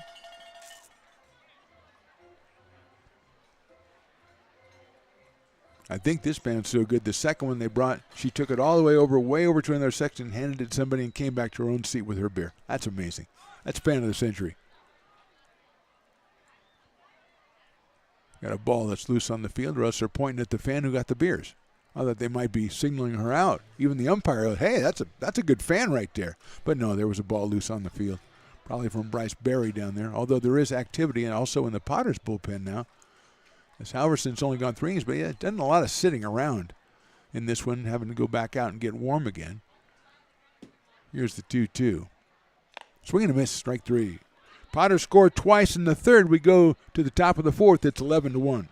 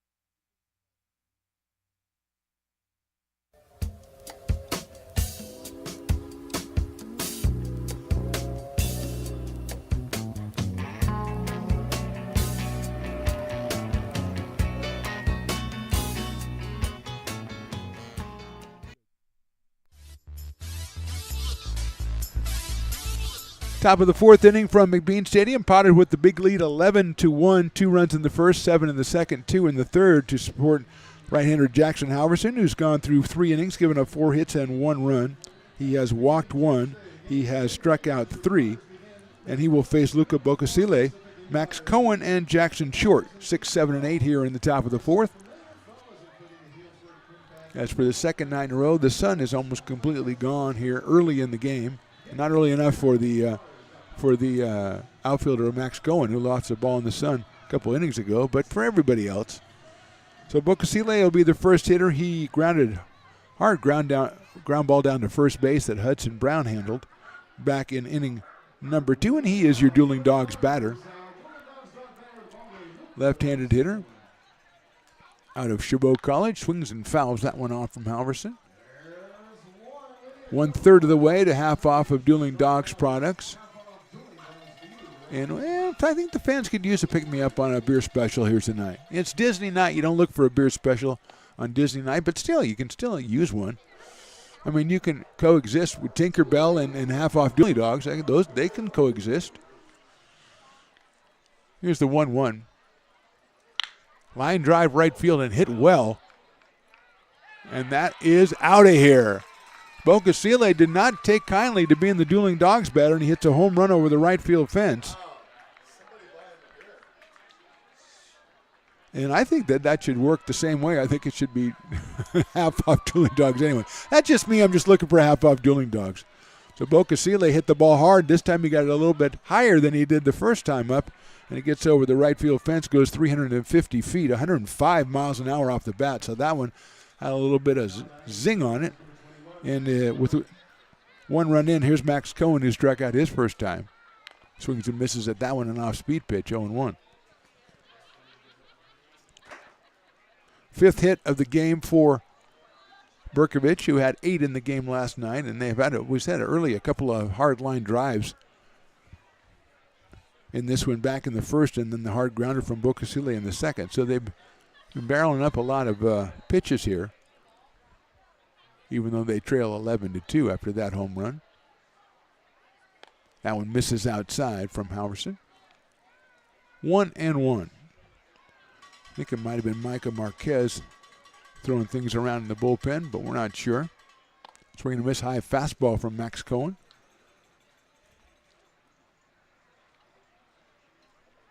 Max out of Monterey Peninsula College. Call it MPC in the trades. Takes that one just down low. 2-2. Jackson Short, the shortstop, on deck. Then Mason Henshaw. 2-2 pitch breaking ball misses down low, 3-2.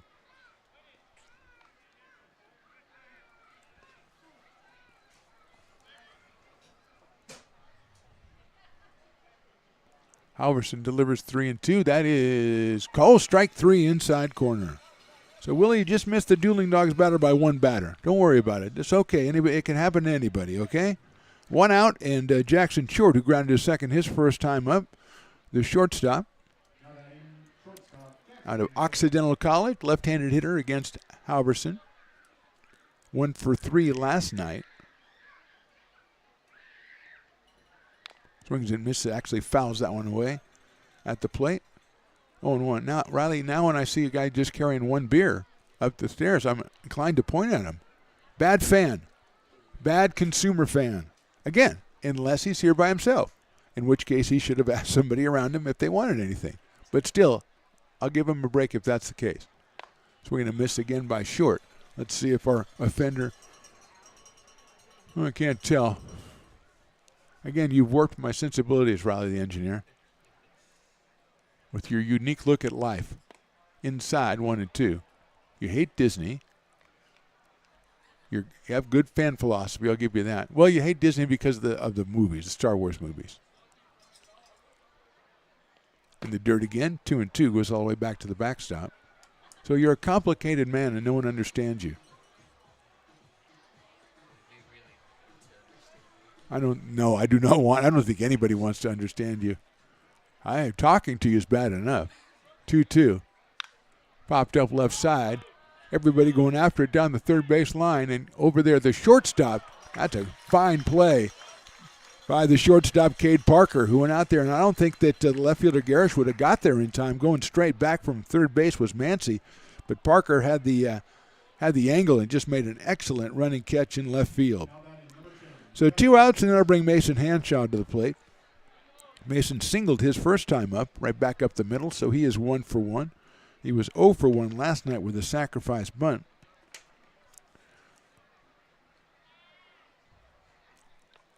He is from Chabot College,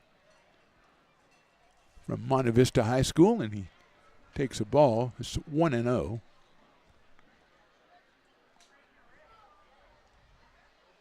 Breaking ball is hit high up in the air to left field. Garish is going to go toward the line. He's got a beat on it, reaches up and makes the catch. So 1 run on the Bocasile home run, and we go to the bottom of the fourth. Potters on top 11-2. This job is the Esplanade at Turkey Creek phases 4 and 5. Our scope of work for this project is full scope, so we've got all the underground, all the joint trench, and all the topside included with it. We're putting in sewer pipe, manholes. We're not doing services yet. We go through and do all the main line, and then we come back and do all the services after that. I would say this project right here, the one we're working on, is probably about a 2-month project. It's very costly to the developer, so beating the schedule is very important, more important than most projects. It's got a lot of groundwater, so we've got an extensive groundwater pump system in place. It's just cool to be a part of the built environment and know that for the next 100 years that people are going to use and enjoy what we've created here today.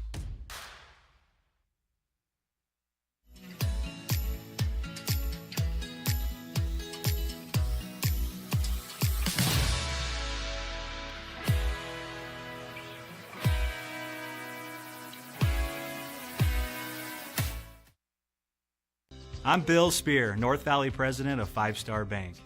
In a time when business can feel so uncertain, we're here for you every step of the way. I know they have a lot of bells and whistles within their bank, but just the relationship piece here locally on the business side is huge for us. 5 Star treats us like we're number one. They're right there with suggestions, with help. So I have to bank with people that have our mission in mind. We're 5 Star Bank.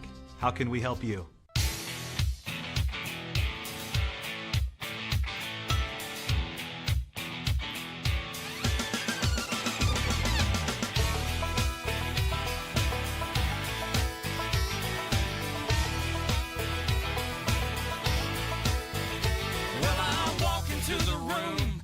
Out $100 bills, and it kills and it thrills like the horns on my Silverado grill. And I buy the bar double. Bottom of the fourth inning, Potters on top 11-2. The new pitcher is Bryce Berry, the 6'8" right-hander out of Delta College. He will face T.J. Oster, Cade Parker, and Cole Eaton. Iglesias went an inning and 2/3, 1 hit, 2 runs, 2 walks, 2 strikeouts. Fastball is high for a ball, 87 for Bryce Berry. Or as Riley the engineer was calling him, Bryberry, and he just changed it. Although Bryberry is an excellent flavor. That is out of play. So Elliott started, then Iglesias, now Berry here in the bottom of the fourth inning. Oster with 2 walks today. Takes a breaking ball, and that was a beautiful looking pitch in there for a strike. TJ got a base on balls in the second inning, and then again in the second inning, and got an RBI on his second walk. 1-2. Misses outside, 2-2. Catcher Henshaw set up way outside for that one.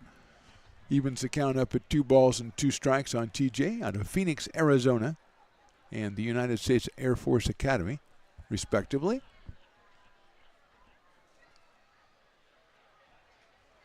Fouled off.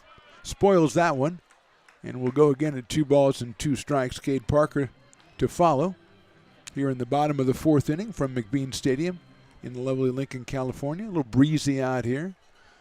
Sun not even really a factor anymore on the field. 2-2 pitch is outside. 3-2. Disney princesses walking around. Tinkerbell, Elsa, Allison. One is not a princess, and of course Snow White. So 3 princesses and a personality. Fouled out of play again down the right field line. giving chase and right field was Bocasile, who was probably just energized because he had a home run. So he's like, I'm going to chase that. But it was foul down the line. So we'll do it again at 3-2. So 3 princesses and a personality, and the fans are eating it up out there, moving from the concourse into the fan area, into the crowd right out here behind home plate, and moving all around. We got the bounce house rocking, the regular bounce house, and the new improved obstacle course bounce house, which is very, very popular with all ages. There's a grounder out to second base. Lee's going to have it. He's going to have to hurry to get it to first, and he does, just by a half a step of the speedy TJ Oster. So Lee throws it to Garcia for the first out, and that'll bring up Cade Parker, who's walked, hit it to a fielder's choice, and popped out to the catcher. On a good play by Henshaw on a pop-up that he didn't even know was still on the field of play, and confess it, neither did I. And Henshaw got up, turned around, looked around, and all of a sudden, hey, there it is, and made the play. So here's Cade. Breaking ball in there for a strike. 0-1 from the right-hander Bryce Berry, 6'8", 220 out of Granada High School and Delta College. Chopper down to third base, handled by Gardner. He throws it across the diamond and gets him by a step at first base. So 2 quick outs here for the Potters in the 4th. And Cole Eaton, who has struck out twice and had an RBI double, will step up to the plate. Cole 1 for 3 in this one. Struck out in the 1st and the 2nd. And in between those 2 at-bats in the 2nd, he had an RBI double. That's his 13th run batted in of the summer season. He comes to us from Elkhorn, Nebraska, in the University of Tennessee. Check swing. Did he go? Nah. Everybody agrees, nah. So 1-0 on Cole. Outfield pretty much straight away, kind of shallow in left. Fastball on the corner for a strike. Max Cohen in left, pretty shallow and way off the line as well.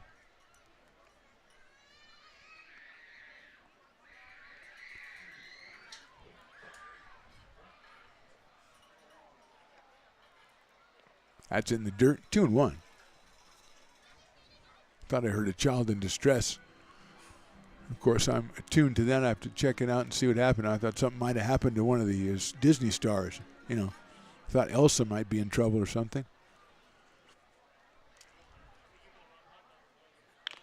Dropped that foul, so it's back to the screen, 2-2 now.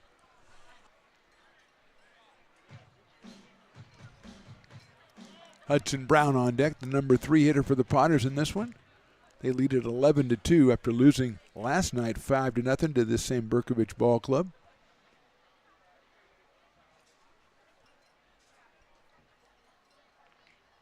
Fastball just misses outside. A couple of the Bercovich infielders thought maybe we had it there, but all my technology indicates that it was indeed a ball. So it's 3-2.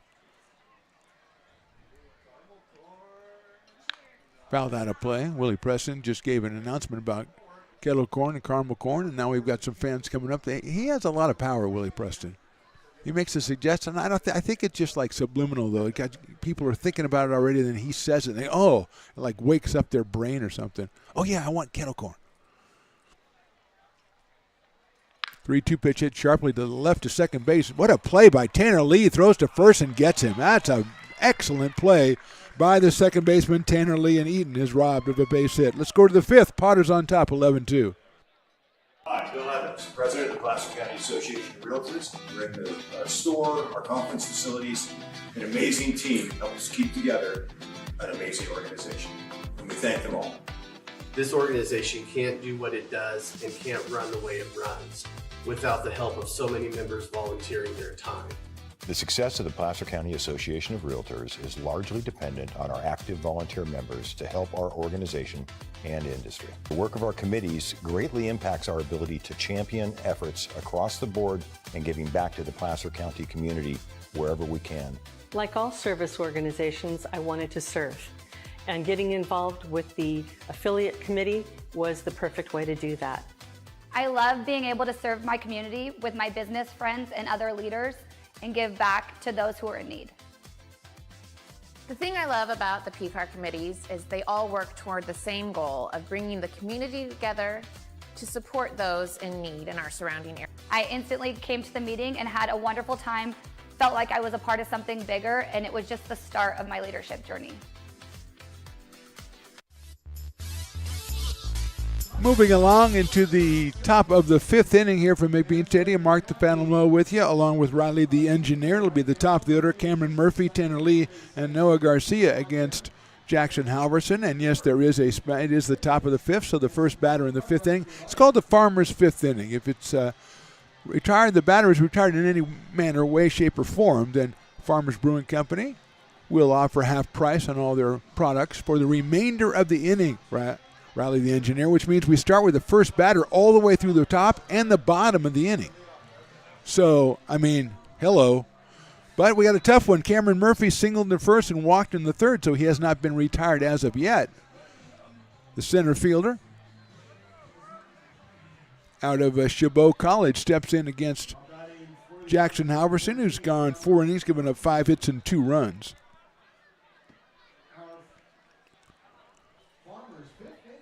So Farmers Brewing Company offering half off the products if they can get Mr. Cameron Murphy out here. And he takes the first pitch low for a ball. 1-0. I think he recognizes the power that he has, so he's going to bear down even more. I mean, the Dueling Dogs hitter already hit a home run in this game. That's fouled out of place. So we got a lot of things going haywire. 1-1 now on Murphy. Tanner Lee, who made that tremendous defensive play to end the bottom of the fourth, is on deck. Breaking ball misses outside, 2-1. I think we need more cowbells if we're going to get this batter out, fans. I'm looking out for you guys. 3-1. Murphy ahead in the count. Singled to open the game back in the first, scored a run, and then walked in the third. Swing and a miss. All fouled at the plate, so it's 3-2. Halverson came through with an 87-mile-an-hour fastball right down the middle to put the fans back into this batter. Willie is trying his best to get everybody excited about it. And they just, well, what does it mean? It means that you get half off Farmers Brewing Company. Oh, man. That's a chopper up the middle. It's going to be tough for the second baseman. TJ over to first. He got him by a step. And, oh, hallelujah, rejoice. Half off Farmers Brewing Company for the remainder of the inning. I feel like I worked really hard for that, Riley the Engineer. I don't know if there was a payoff there for me. Good play by TJ out at second base, ranging far to his right and throwing out the speedy Murphy at first base, and that'll bring up Tanner Lee, who struck out twice in this one. But we're going to have Caden Wild bat for Tanner Lee. So Caden Wild will be the hitter. I think he was behind the plate yesterday. He takes that one inside. Yeah, Caden was 1 for 4 with an RBI. He was the catcher yesterday. So he's got a 1-ball, no strike count. Now he has a 2-ball, no strike count. Comes to us from Cedarville University. Noah Garcia is on deck. And more kettle corn. Willie is selling that stuff like crazy. Line drive down the right field line. That's a fair ball inside the line. Going after it is Pearson, but going to second is Wild. He's thinking of third, but he stops at second base as the ball comes in. So it's a pinch double for Caden Wild. 6th hit for the Bercovich Honors team, and with the runner at second base and 1 out, it'll bring up Noah Garcia, who's flied to center and singled in this one. Noah 2 for 4 yesterday, so 3 for 6 on the series. Lined out to center in the first and then singled in the third into right field.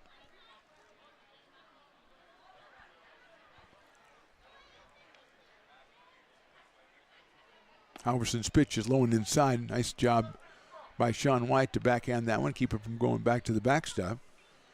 Jake Cross on deck.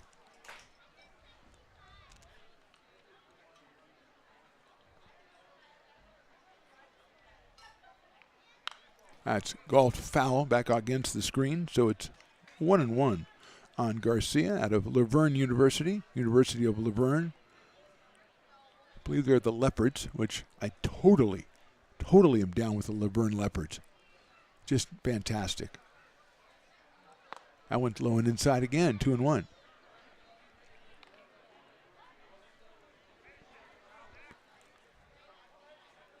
Two balls, one strike to Garcia. Wild with the pinch hit double is out at second base. 2-1 pitch inside, 3-1. Potters with some more activity in their bullpen. Get some identities and see who's throwing down there. Chopper out to second. TJ's going to backhand that one. Another good play to first for the out. Good play again by TJ Oster. Moving to third is Wild, but retired is Garcia, and a ball that could have easily gone up the middle, but TJ goes to his right again, backhands it, throws to first. 2 outs, and Jake Cross, who singled in a run in the first inning, then fly to right in the third. With the bases loaded for the honors. Jake takes a ball and a breaking pitch out of Cal Poly University.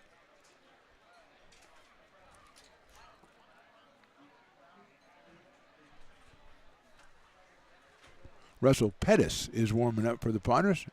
We're in number 11 out of Cal State San Marcos. With a 2-0 count now on Cross and Zach Gardner to follow. Wild down from third. In the dirt again, backhanded by White, 3-0. Halverson has only issued 1 walk in this game. He's given up 6 hits, but only 1 walk and 2 runs. He hasn't gone past 5 innings in his first 2 starts. He was 5 last time. He was 3 2/3. There's a little liner out to second. TJ's not going to be able to get that one. It's a base hit. And Cross has his second RBI of the game. And it's 11-3 in favor of the Potters. Wild scores. Hit number 7 for the Bercovich Honors team. And with the score 11-3, Zach Gardner will come to the plate. He lined out to center in the first and grounded out to third in the third. So Zach is 0 for 2. Comes to us from Cal Lutheran. So Cross 2 for 3 now with 2 runs batted in. Bocasile's home run, the other run. Breaking ball in there for a strike from Jackson Halverson.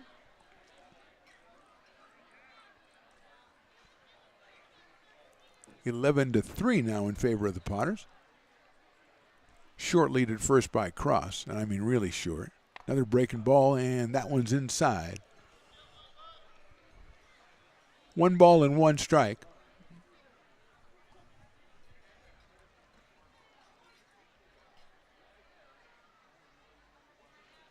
Fastball right down the middle. Well, we had him looking breaking ball, and the 87 miles looked a little bit quicker. So it's 1-2 on Zach Gardner.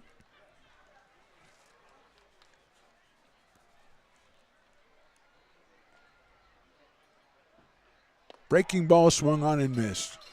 So strikeout ends the 5th inning. One run scores for Bercovich. We go to the bottom of the 5th. It's Potters 11, the Honors Team 3.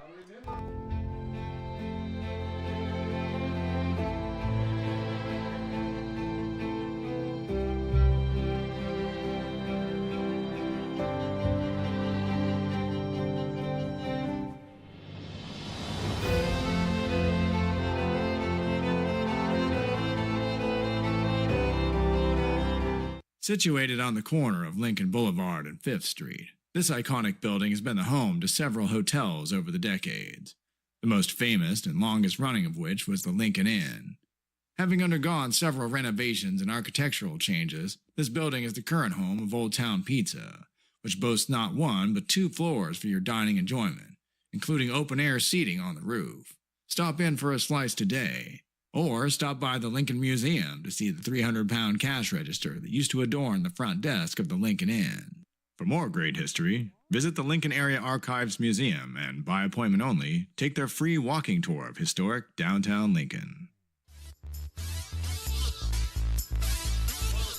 Bryce Berry still on the mound in the bottom of the 5th. He came on in the 4th inning, went 1-2-3 for the Potters. The big 6'8 right-hander will face Hudson Brown, Sean White, and Will Lindbergh, 3, 4, and 5 for the Potters as they take an 11-3 lead into the bottom of the third inning. Bercovich, though, with some power in the bats, they've got 7 hits over the first 5 innings and 3 runs. So Potters need to keep extending if possible. Plus, we have league play coming up on Tuesday, as Willie Preston just reminded the crowd. The games get bigger as the PEL season starts. Humboldt Crabs, Tuesday, Wednesday, and Thursday. Medford Rogues, Friday, Saturday, and Sunday. Get your tickets. Get all the information, LincolnPotters.com. In the dirt for a ball. We want you out here at McBean Stadium. If you can't be out here, then watch us on YouTube, Lincoln Potters Baseball, Stones Radio Networks. Glad to bring it to you. You're at the game and you've been watching, come on up and say hey. Unless you don't like us, then don't come up and say hey. I think that's, we're okay with that, aren't we, Riley? Yeah, if they don't like us, fair enough. 2-0 quickly on Hudson Brown. He has a couple of base hits and a walk in this one.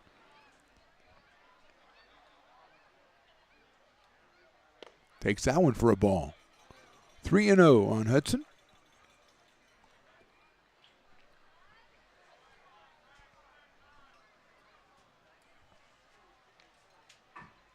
That one is in there for a call strike on the inside corner from Berry.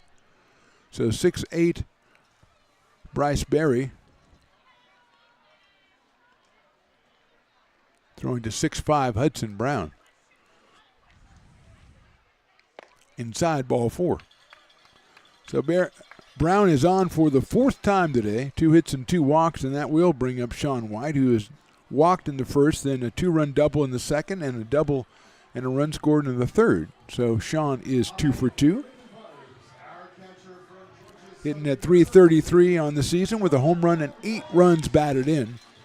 And almost made it 9 as he had a drive to right center field his last time up. It went up against the fence. Ended up at second base, which is what we call a double in the business. That's hit high into left center field. Giving chase is Murphy. Still giving chase. Reaches up and can't make the play. It is down in left field. Coming around third is Brown. He's going to score easily, and Sean White's going to have himself a triple. He is 3 for 3 and now has driven in 3 runs, and the Potters put 1 more up on the board.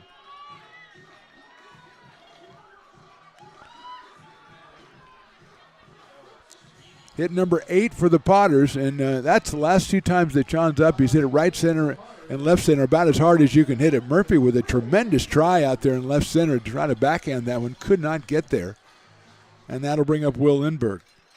Potters now up top 12-3, and Will takes high and outside for a ball. So White, 2 doubles and a triple, 3 runs batted in, 2 runs scored up till now. Outside again to Will. Will has an RBI double in the first inning, walked and scored in the second, an RBI ground out in the third inning. So he is 1 for 2 with 2 runs batted in, 1 run scored. He takes that one inside, gets away, but not moving as Sean White. 3 balls and no strikes on Lindbergh.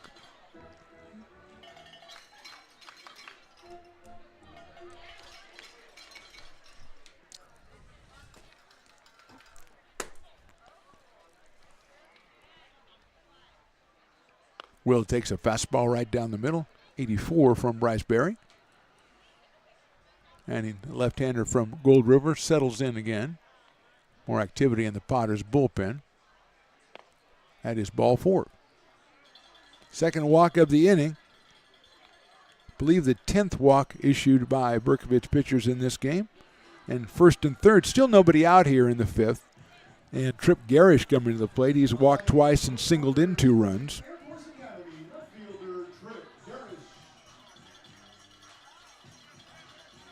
Make that 11 walks issued by Bercovich in this one. And Tripp's up here with nobody out and 2 on. 1 in already for the Potters in the 5th. Fastball in there for a strike. 0-1. Tripp out of Belmont, California, United States Air Force Academy.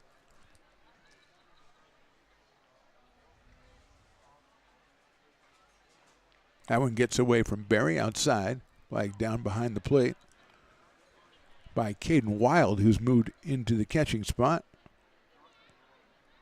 Caden batted for Tanner Lee, so we'll have a new second baseman. We'll have to check out the second baseman, see who the new second baseman is. That's in the dirt. There goes the runner. The throw's going to go down to second base, and it is too late. Nice try by the shortstop Jackson Short to make a little swipe tag, but in there is Will Lindbergh.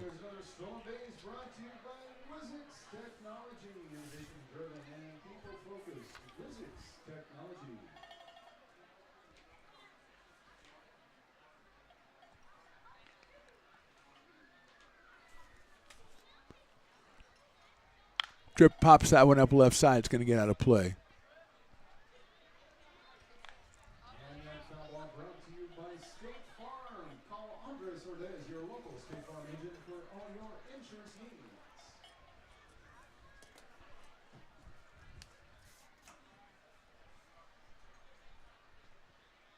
That is high for a ball.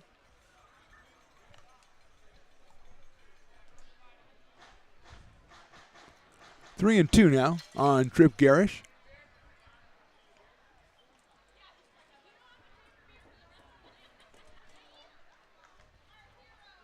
Swing and a miss. He got him on strikes. The first out of the inning is a strikeout of Garish. That will bring up Luke Mancy. It's like Thomas Wilson is taken over at second base. Wild is now behind the plate.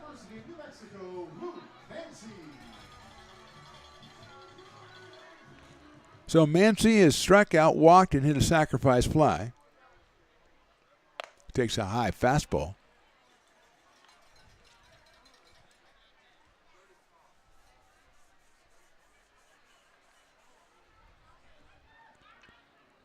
One 1-0 on Luke. 286 coming in today. Takes that one high and inside, so it's 2-0. No activity for Bercovich in their bullpen. Potters again, actually it's quiet now. They've been warming up a couple of different players. 2-0 coming up to Mancy out of the University of New Mexico. High and inside again, 3-0.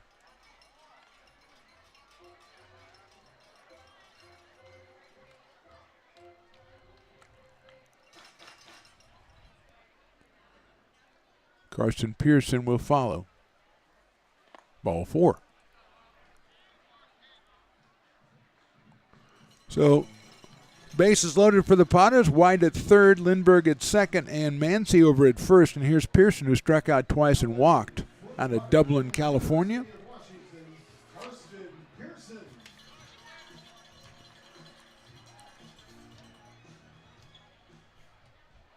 Dozen walks for Bercovich in this one.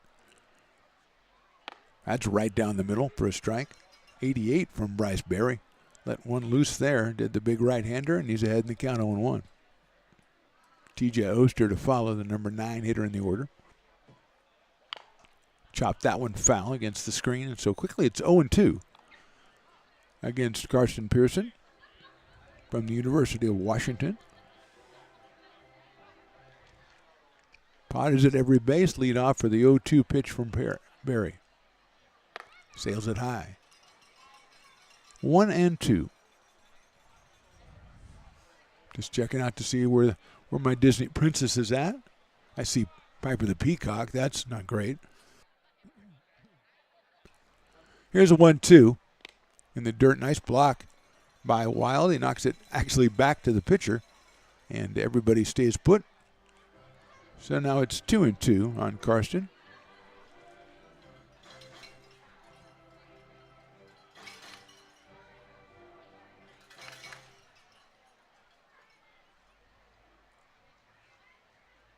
Breaking ball, misses the outside corner. Runs a count full, 3-2.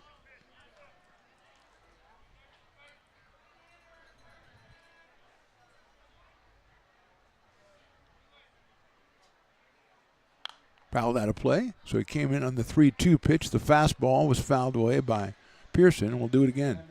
That one at 87 from Berry.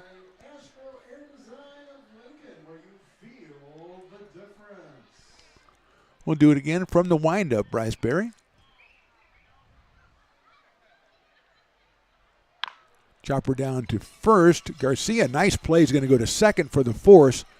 And the second shortstop, Jackson Short, will hold on to it. That's a really good play by Garcia. It's an RBI fielder's choice for Pearson.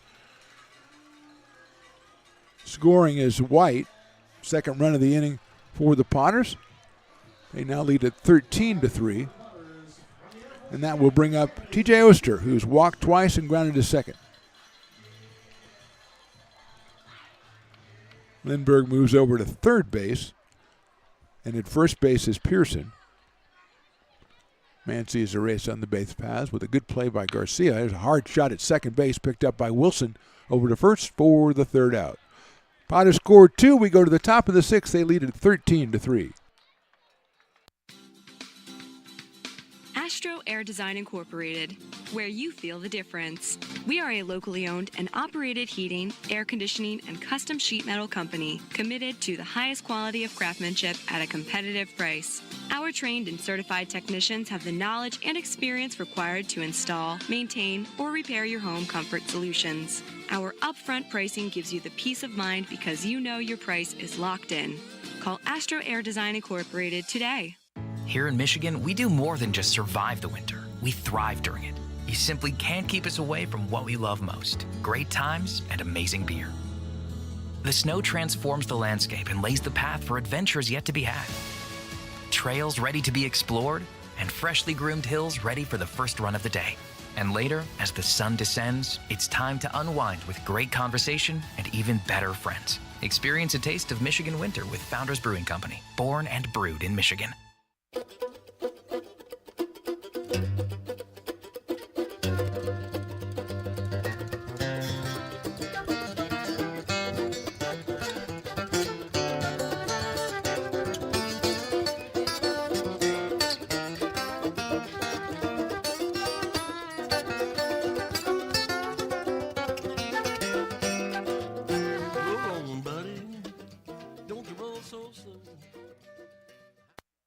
Being a laborer means everything. It was what took care of me when I was growing up. It's what takes care of me now. Because of President Biden and the money he's put into infrastructure, the need for our workforce to expand is out of this world.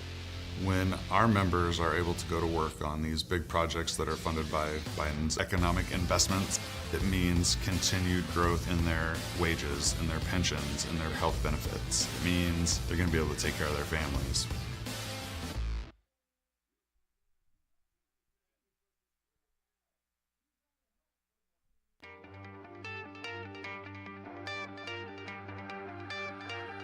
Gooseport Public House. We have sports on 10 big screen TVs, 23 beer taps with classics and crafts, a full bar with creative craft mixed drinks, live music, and most importantly, great fresh food. In downtown Roseville off Vernon Street. Only 15 minutes from the ballpark. See ya at Gooseport.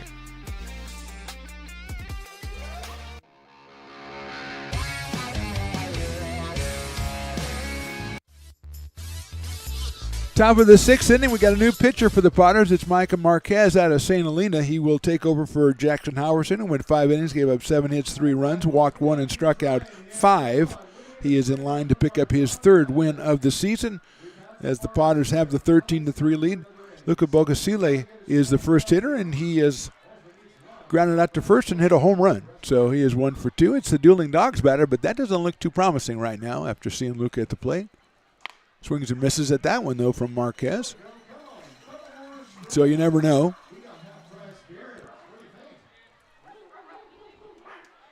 Micah making, I believe, his 4th appearance on the mound. That's hit high up in the air to center field. Eaton plenty of room in medium deep center field. Makes the catch for the first out. So no strikeout, but Bocasile is retired. And that'll bring up Max Cohen, who has struck out twice so far in this one. Max, who finished off yesterday's game. Actually, this is Tyler Kubo, who's going to pinch hit. So Kubo will come in to back for Max Cohen. Tyler started the game last night and was 1 for 4. He takes it down low and outside. Tyler from Occidental College, making his first appearance of the evening. Foul out of play, back up against the screen, so it evens up at 1-1. Jackson Short will follow, the shortstop. We are in the top of the 6th inning. Potters 7 runs in the second inning on the way to a 13-3 lead as that is outside from Micah Marquez. Single runs in the first, fourth, and fifth for Bercovich Honors, who won last night 5-0 behind Jake Fields. Popped up, called at third base. Now the shortstop's going to come in, Cade Parker, and he will make the catch for the second out. So 2 up, 2 down here in the 6th inning for Bercovich, and they will send up Jackson Short, the shortstop. He is grounded to second. He has popped a shortstop. It actually was a pop-up. It was a fly ball down the left field line that Cade Parker made an excellent play on, going from his shortstop spot all the way out into not even short left field. It was like medium deep left field. Grounder down the first base, handled by Brown. He waves off the pitcher, and Micah Marquez is a 1-2-3 inning in the top of the 6th. We go to the bottom of the inning. Potters lead at 13-3.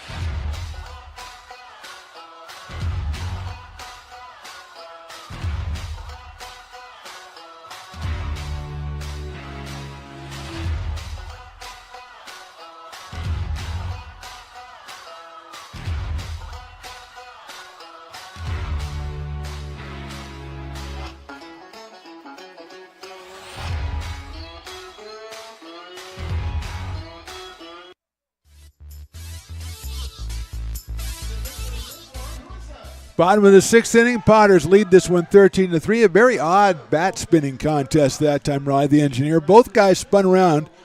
One guy stopped, kind of veered away, then straightened himself up and got to Piper. The other guy just kept spinning.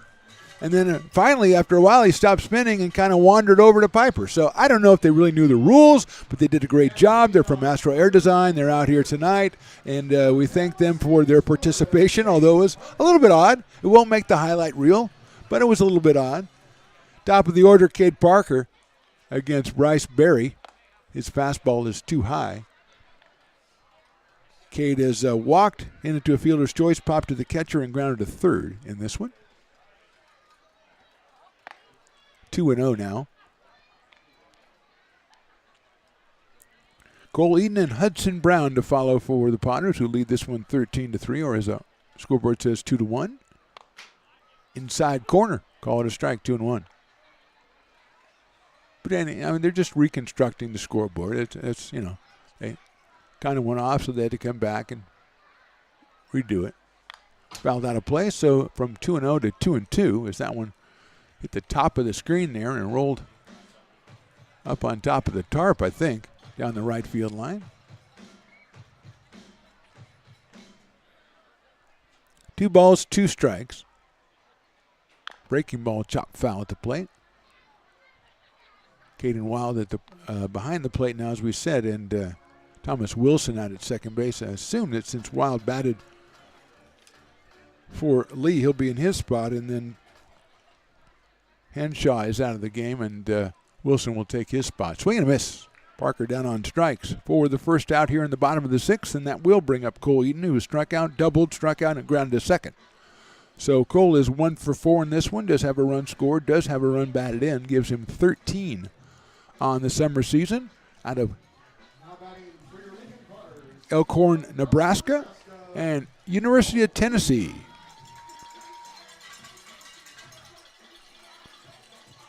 Umpire's going to write something down in his little book, which I approve of. Got to keep some, keep a journal.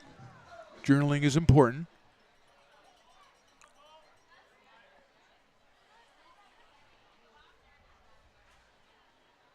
Look out, that one hits the bat somehow. So he ducked, but he left the bat up there, and the ball hit it And it's 0-1. And I guess good accuracy for Bryce Berry. He missed the strike zone, but got the guy's bat. So 0-1. Breaking ball misses the outside corner, a slider. 1-1 on Cole Eaton with Hudson Brown to follow here in the bottom of the 6th inning of the final preseason game for the Potters. Popped up, out of play. Tuesday begins Pacific Empire League play, the first season of the Pacific Empire League, though I think Solano has already beaten the West Coast Kings twice, and so Solano is atop the standings, the only two teams that have played a game in league yet. Breaking ball inside. That'll change on Tuesday when the Potters host the Humboldt Crabs. 6:35 first pitch right out here at McBean Stadium. You going to be here for that, Riley the Engineer? Tuesday? You're not really sure? Well, I know I can't have you commit or anything to a job or anything like that. You hate Disney. You don't know when you're going to be working. Oh, man. Who do you know in this company? 2-2 pitch. Call strike 3. I thought it might be, but the umpire took a while to get there. But 2 strikeouts in a row here in the 6th inning for Berry. And it'll bring up Hudson Brown, who's had a pretty good day with a couple of singles, a couple of walks, and 4 runs scored. Out of Olive Branch, Mississippi, and the University of Kentucky, home of the Wildcats, who won their first-round game in the College World Series today, with our guy Nolan McCarthy blasting a 2-run home run. A great Potter legend. Swing and a miss by Hudson Brown. 0-1 on the first baseman. John White to follow. That one right down the middle. 0-2.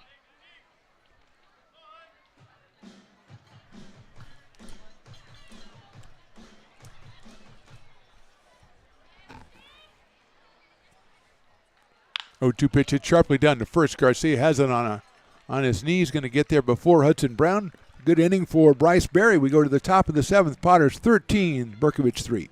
When it comes to your home's maintenance and repairs, Jeffers Resource Group has you covered.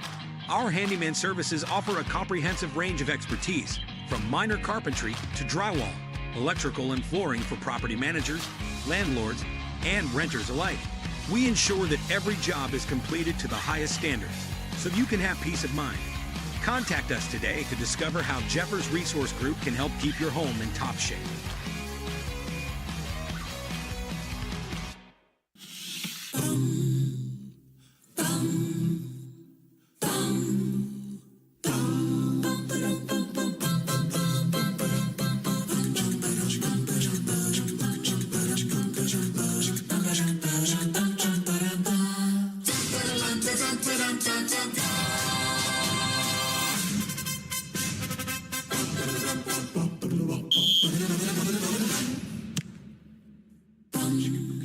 Hey, Potters fans, want to keep restoring and renovating historic McBean Stadium? Now you can become a member of Friends of McBean. Annual membership start at $50. Get a 4th of July Potters t-shirt and 4 Potters tickets. Become a member now at friendsofmcbean.org.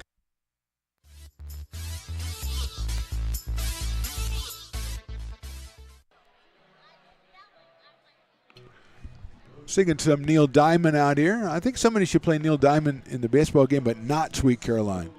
Play something else. Play Holly Holier or something like that. Brother Loves Traveling Salvation Show. Anything but this, and see if you can kind of like break away or something. Anyway, Micah Marquez is on the mound for his 2nd inning. Thomas Wilson, as we speculated, who came in at second base in the previous inning, he is batting in Mason Hanshaw's position in the number 9 spot, so Wilson will lead it off. It'll be Wilson, it'll be Cameron Murphy, and it'll be Caden Wild, 9-1-2 for Bercovich in the top of the 7th inning against Micah Marquez, who was very good in the 6th inning. Hopefully he can do it again. Breaking ball in there for a strike. Wilson played last night. He started as the DH and was 0 for 1. He did score a run while he was in there. Bocasili came in for him. Fastball moves him off the plate inside 1-1. 84 from Micah Marquez. So Wilson starting us off here. Thomas out of Westchester College. Takes that one on the inside corner, call strike 2. 1-2 on Thomas Wilson.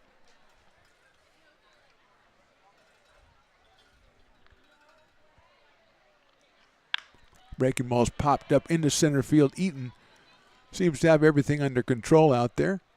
And with one out, that will bring the top of the order and Cameron Murphy up to the plate. Murph, as we call him, has singled, walked, and grounded to second, so he is 1 for 2. I think he just grounded to second because he knew it was the Farmers' fifth inning. He wanted half price off on Farmers Brewing Company because that's the kind of guy that Cameron is. Comes to us from Chabot College, St. Joseph's High School, against Micah Marquez out of St. Helena. Breaking ball high, 1-0.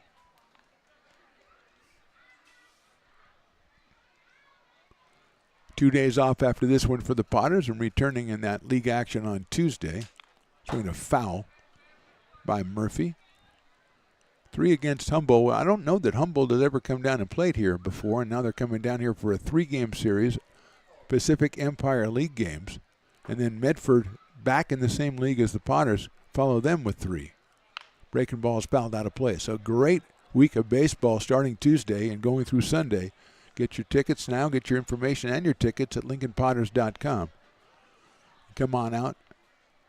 If you must stay home, please tune us in on YouTube, Lincoln Potters Baseball, Stones Radio Network's YouTube channels. We appear on both. Like them, subscribe to them. That way you don't miss a game. It's right there for you when we go live about 25 or 30 minutes before each Potters home game. Usually play some music or whatever. That is fouled off. So it's still 2-2. Activity in the bullpen for the Bercovich Honors. I got my guy Rod, the engineer, on it to see if he can figure out who the heck is out there. 2-2 pitch. Swing and a miss, waving at the off-speed pitch.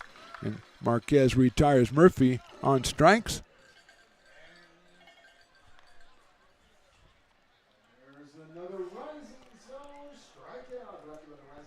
Two outs here, and that will bring up Caden Wild. He hit for Tanner Lee back in the 5th inning, got himself a double and scored a run. And he swings and misses at the breaking ball from Marquez. So it is 0-1 on Caden. 1 for 4 yesterday, and that was a double. So a couple of doubles in this series. Lays off that one. 1-1.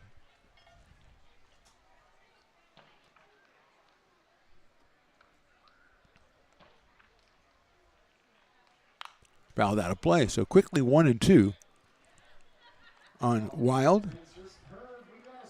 Hails from Cedarville University. 5'9", Caden Wild.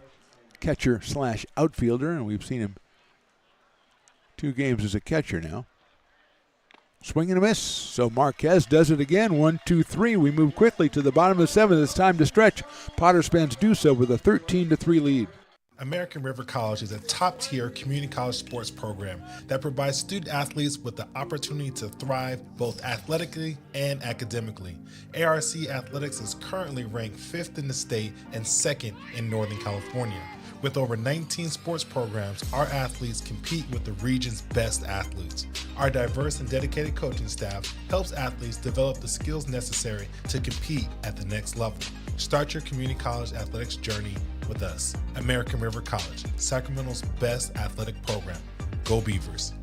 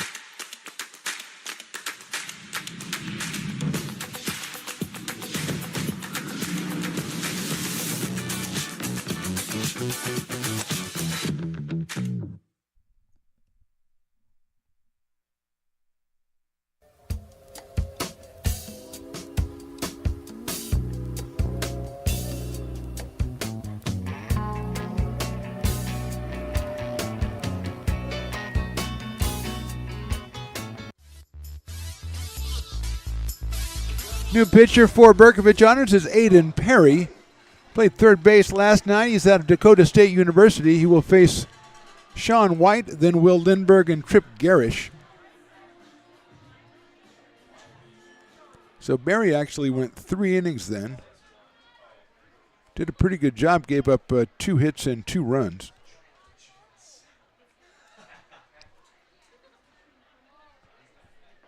Struck out 3 and walked 3 as well. So here's Aiden Perry.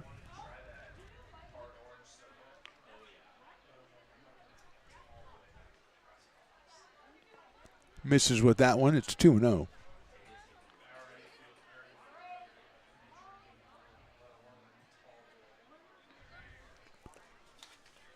So 2-0 to Sean White.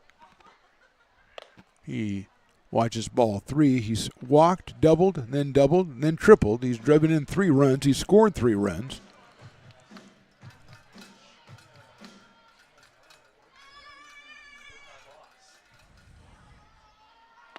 That one's down the middle, 3-1.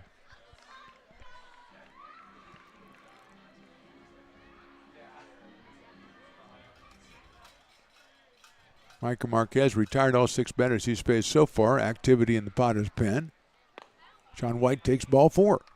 So he's reached base all 5 times as Sean goes down to first.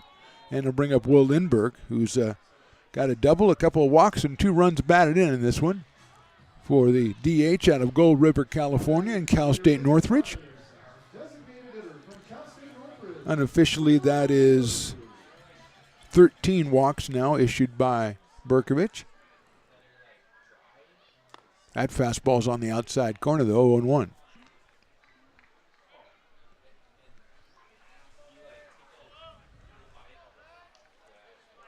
White short lead at first base, being held by Noah Garcia over there. That's fouled back to the screen by Lindbergh, very close to the Stones Radio Network's cameras, which again is a finable offense in the city of Lincoln. If you were to contact one of those cameras, they're valuable pieces of technology, Riley the engineer. Not that you'd know how to use them. Quickly 0-2. Check outside for a ball, 1-2.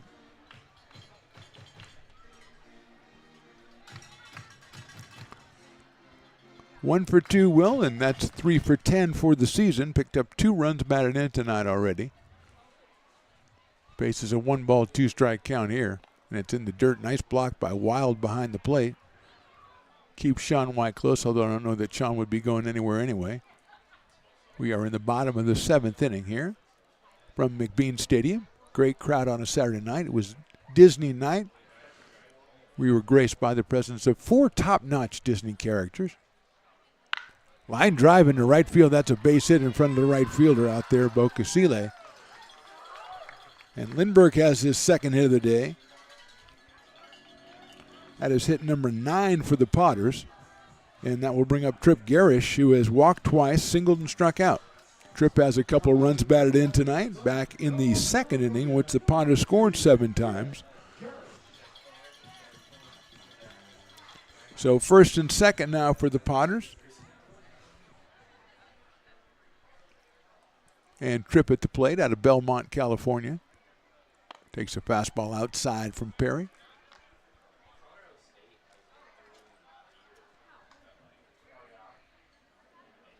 It's like Russell Pettis again loosening up. We saw him earlier loosening up down there before Marquez came in. 2-0 now on Trip Garish.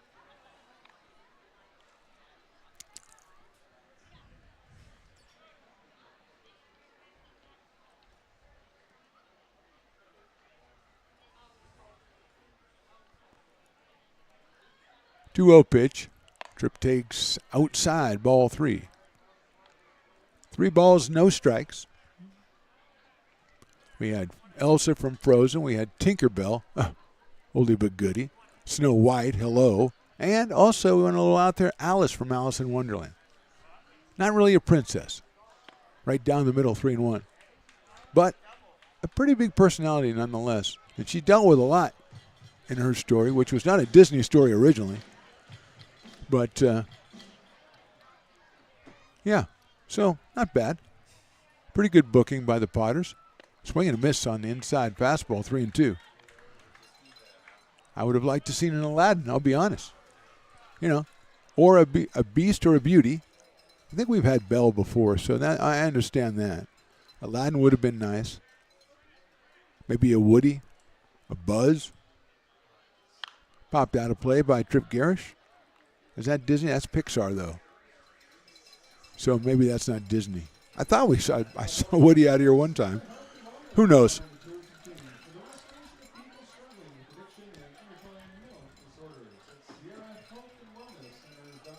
Three balls and 2 strikes. Popped up.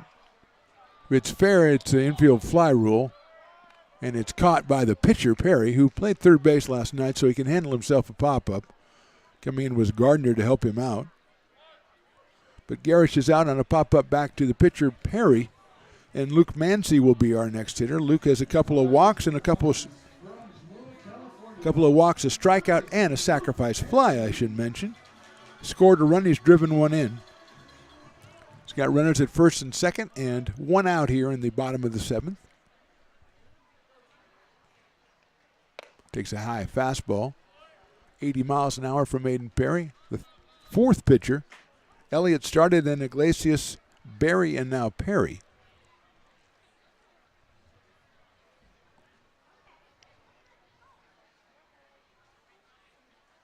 That one also high, 2-0.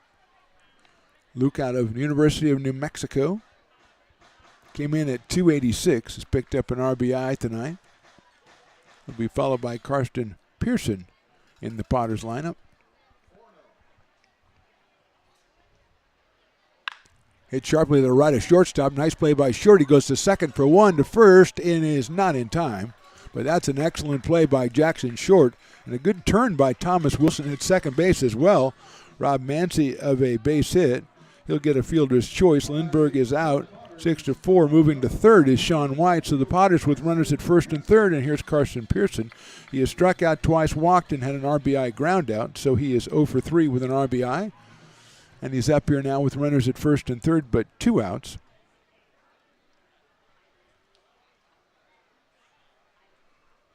Left-handed hitter. He's playing right field for the Potters, and he takes a strike. Out of Dublin, California.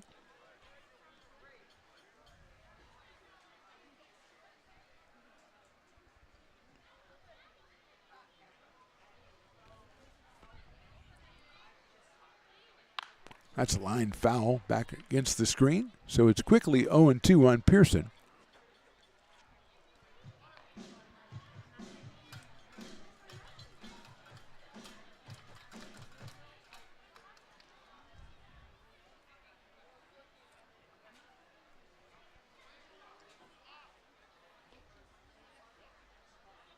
And 2 from Aiden Perry. Set up outside, and it is outside. Little self-fulfilling prophecy there. 1 ball and 2 strikes on the right fielder, Karsten Pearson.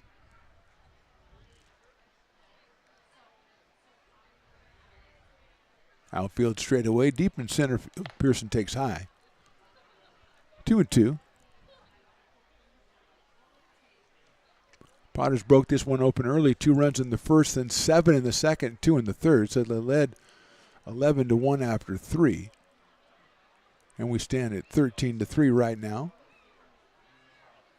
Swing and a miss. Pearson out on strikes. Potters get 1 hit, 2 on, but they don't score. We go to the top of the 8th. Lincoln up 13-3. This job is the Esplanade at Turkey Creek phases 4 and 5. Our scope of work for this project is full scope, so we've got all the underground, all the joint trench, and all the top side included with it. We're putting in sewer pipe, manholes. We're not doing services yet. We go through and do all the main line, and then we come back and do all the services after that. I would say this project right here, the one we're working on, is probably about a 2-month project. It's very costly to the developer, so beating the schedule is very important, more important than most projects. It's got a lot of groundwater, so we've got an extensive groundwater pump system in place. It's just cool to be a part of the built environment and know that for the next 100 years that people are going to use and enjoy what we've created here today.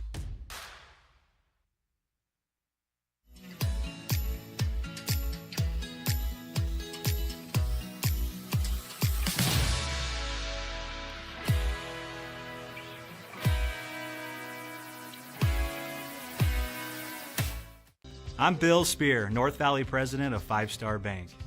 In a time when business can feel so uncertain, we're here for you every step of the way. I know they have a lot of bells and whistles within their bank, but just the relationship piece here locally on the business side is huge for us. 5 Star treats us like we're number one. They're right there with suggestions, with help. So I have to bank with people that have our mission in mind. We're 5 Star Bank. How can we help you?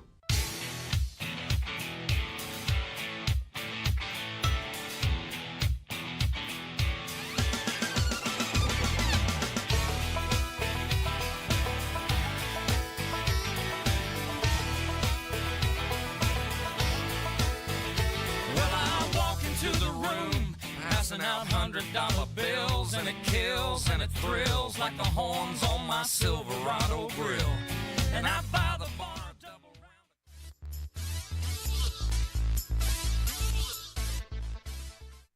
round. Top of the 8th inning out here from McBean Stadium. Potters up 13-3. We've got a new pitcher. His name is Russell Pettis. He wears number 11. He comes from Elk Grove, California, and goes to California State University at San Marcos. He will relieve Micah Marquez, who was pretty darn good. 2 innings, he faced 6 batters. He struck out 2 of them, and nobody got on. So that's pretty good. Jackson Halverson went the first 5, 7 hits, 3 runs. He struck out 5, walked 1. He's the pitcher of record. And we go to Pettis. His first pitch is right down the middle to Noah Garcia for a strike at 89. Garcia has flied to center, singled, and grounded to second. An excellent play by Oster on the ground down, and he lined out to center in the first. And he swings and misses at that one. It's 0-2. Noah was 2 for 4 with a run batted in yesterday for Bercovich in their 5-0 win. He's leading off here in the top of the 8th inning. Ground ball to second base. Oster waits for this one, has it. He's going to have to hurry. Gets him at first base by half a step. So Garcia is out 4-3, and that will bring up Jake Cross, who has a couple of RBI singles. Actually, this is not Jake Cross. This is going to be Aiden Perry. So since he came in to pitch and wanted to stay in for the DH Cross, so Perry will get an at bat. He was 0 for 4 last night. So he makes his first appearance at the plate tonight and takes high for a ball. So Cross singled in a run in the first and in the 5th. 2 for 3 with 2 runs batted in. And now Perry takes over the spot. Swings and misses at that one from Russell Pettis. 1 ball, 1 strike. Russell at 5'10", 180 out of Elk Grove, California. That's a good-looking fastball on the outside corner. Right at 88 from Pettis.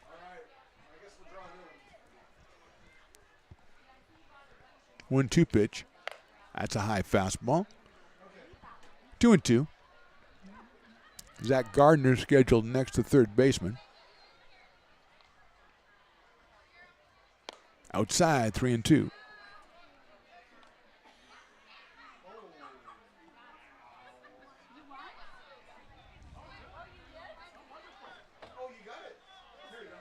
Three-two pitch coming up.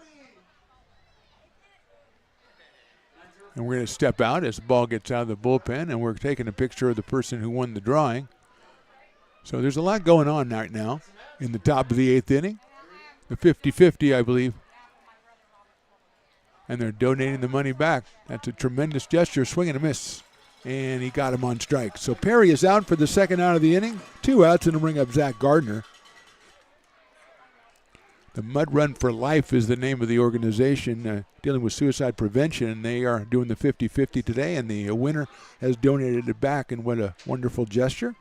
So 2 outs here in the 8th inning, and here's Zach Gardner. And He has flied to center. He has grounded to third. He has struck out. So Zach is 0 for 3 today. He's in here against Pettis, and the ball is high, 1-0.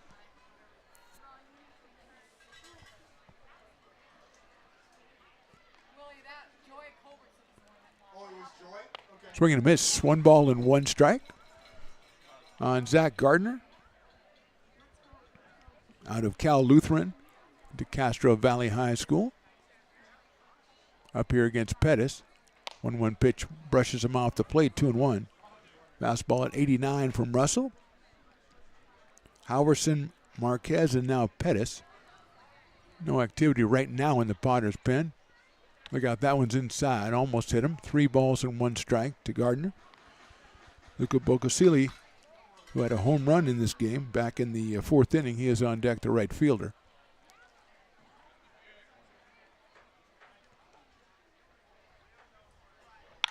Hit sharply into right field for a base hit. To the left of T.J. Oster, scooped up out there by Pearson.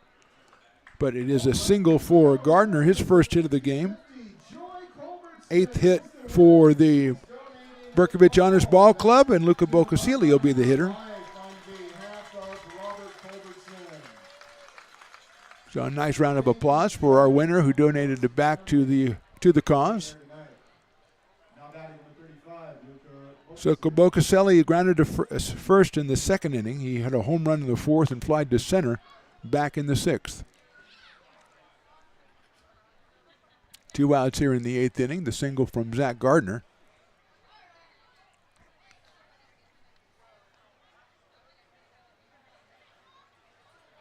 Swing and a miss at that fastball. 1-1 on Bocasili. Big left-handed hitter. Playing out in right field for Bercovich in this one. Luca from Chabot College. Also from Castro Valley. Swings and misses at that one. Took something off that one, did Russell Pettis, and gets ahead in the count to the big left-handed hitter. 1 ball and 2 strikes.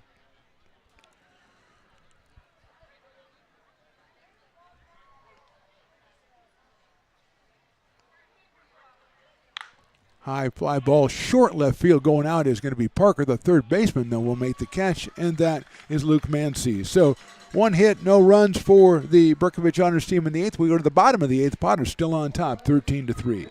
Hi, Bill Evans, President of the Placer County Association of Realtors. We're in the store, our conference facilities, an amazing team help us keep together an amazing organization, and we thank them all.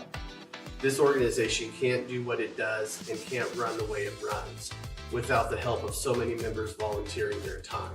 The success of the Placer County Association of Realtors is largely dependent on our active volunteer members to help our organization and industry. The work of our committees greatly impacts our ability to champion efforts across the board and giving back to the Placer County community wherever we can. Like all service organizations, I wanted to serve. And getting involved with the affiliate committee was the perfect way to do that. I love being able to serve my community with my business friends and other leaders and give back to those who are in need. The thing I love about the PFAR committees is they all work toward the same goal of bringing the community together to support those in need in our surrounding area. I instantly came to the meeting and had a wonderful time, felt like I was a part of something bigger, and it was just the start of my leadership journey.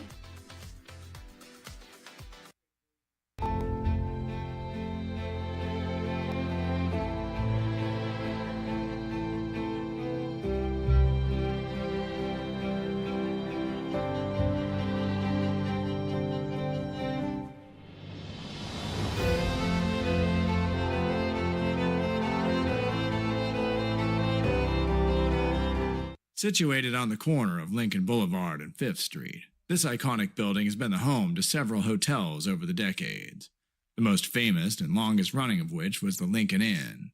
Having undergone several renovations and architectural changes, this building is the current home of Old Town Pizza, which boasts not 1 but 2 floors for your dining enjoyment, including open-air seating on the roof.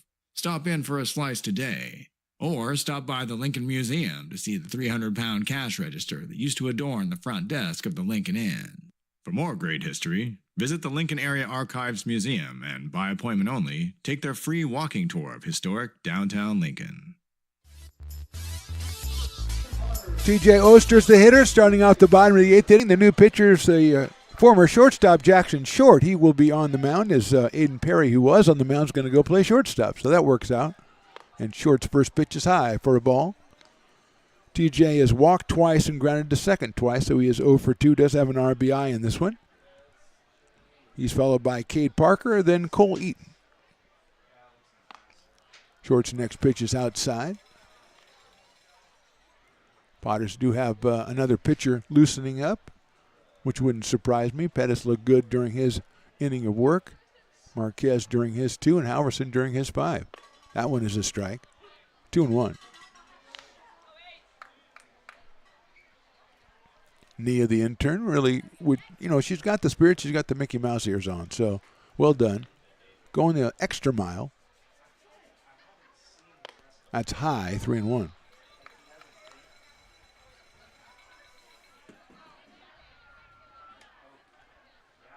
Looks like Eric Vassar warming up, the right-hander out of Jessup University, Carmichael, California. Here's the 3-1. That is in there for a call strike, 3-2. To TJ Oster out of Phoenix, Arizona, in the United States Air Force Academy. Leading off here in the bottom of the 8th inning.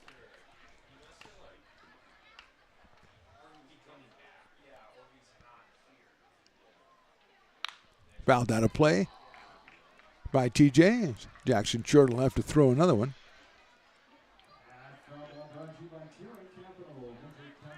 Gardner, Perry, Wilson, and Garcia now the infield.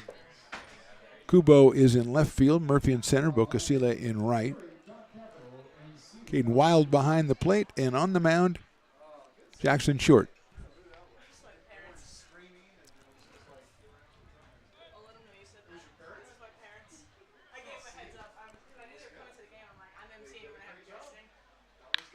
Fly ball right field, moving back a little bit, Bocasile, and he'll make the catch for the first out.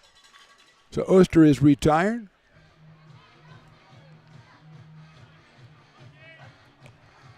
And that will bring up the top of the order, Cade Parker.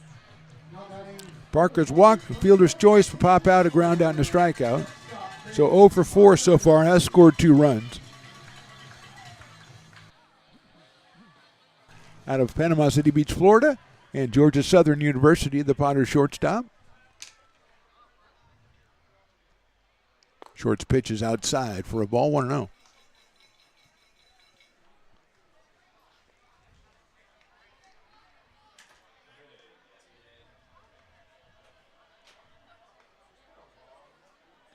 That one also outside, fastball. 82 from Jackson Short. It's 2-0.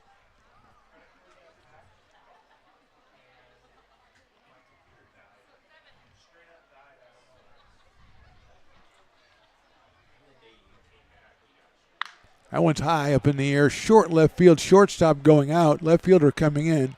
And a dive is made, but he's not going to get it. It's a base hit for Cade Parker. Just put it in a perfect spot. Picked up his first hit of the night. So Cade's at first base with 1 out, and it'll bring up Cole Eaton, who has struck out 3 times, doubled, and grounded to second.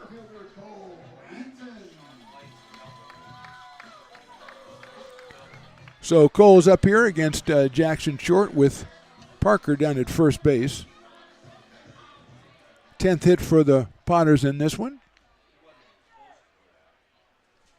They have been aided immeasurably by 13 walks issued by Bercovich pitchers.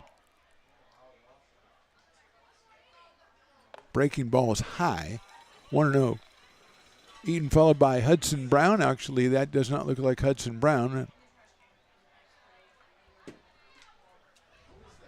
I think that might be Nolan Thebe. Yeah. That's hit high up in the air to right field. Bocasile is going to be under that one. He'll make that catch for out number 2. And it is Nolan Thebe is going to bat.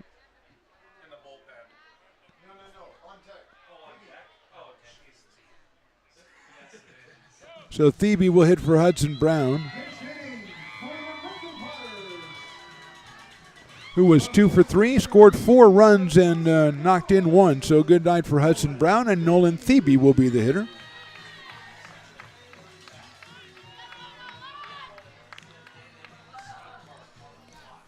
right-hander Nolan Thebe out of Wilsonville, Oregon, and Jessup University, making his second pitch hitting appearance of the season. The first one was not successful, as I recall. Breaking ball is inside for a ball.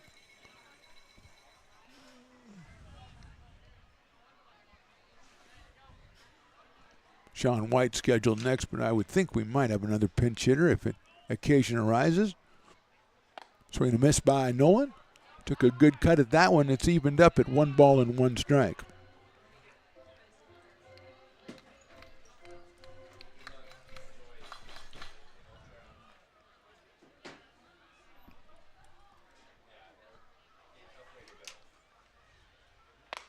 That's in there, call strike 2. Well, the engineer tells me that is indeed Sean White on deck. Well, there you go.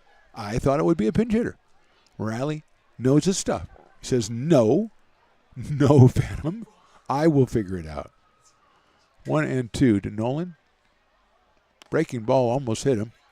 I respect Nolan for not sticking his arm out there so it would hit him. I say, come on, stay in there. 2-2. Get a cut. Rip one. They're playing you shallow and left. Hit it over his head. That was a little too aggressive there. Check the runner at first. 2-2 pitch on the way to Thebe. Check swing. Outside. Good take by Nolan Thebe. Just a really good take right there.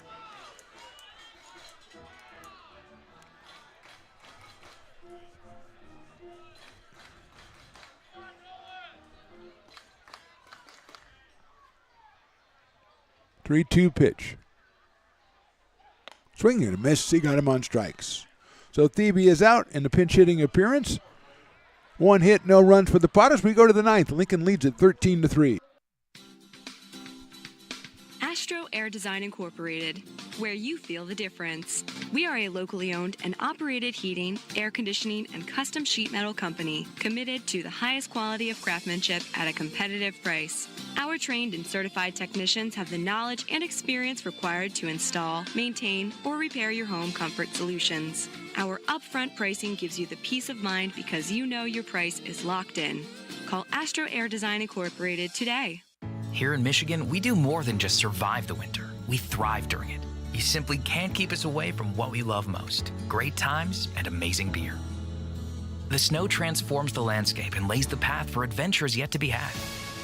Trails ready to be explored, and freshly groomed hills ready for the first run of the day. And later, as the sun descends, it's time to unwind with great conversation and even better friends. Experience a taste of Michigan winter with Founders Brewing Company, born and brewed in Michigan.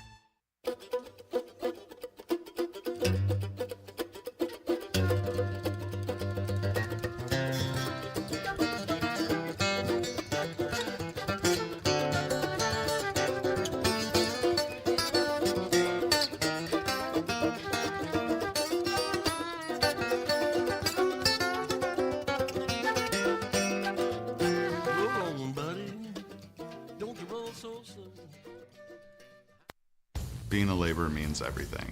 It was what took care of me when I was growing up. It's what takes care of me now. Because of President Biden and the money he's put into infrastructure, the need for our workforce to expand is out of this world. When our members are able to go to work on these big projects that are funded by Biden's economic investments, it means continued growth in their wages, in their pensions, in their health benefits. It means they're going to be able to take care of their families.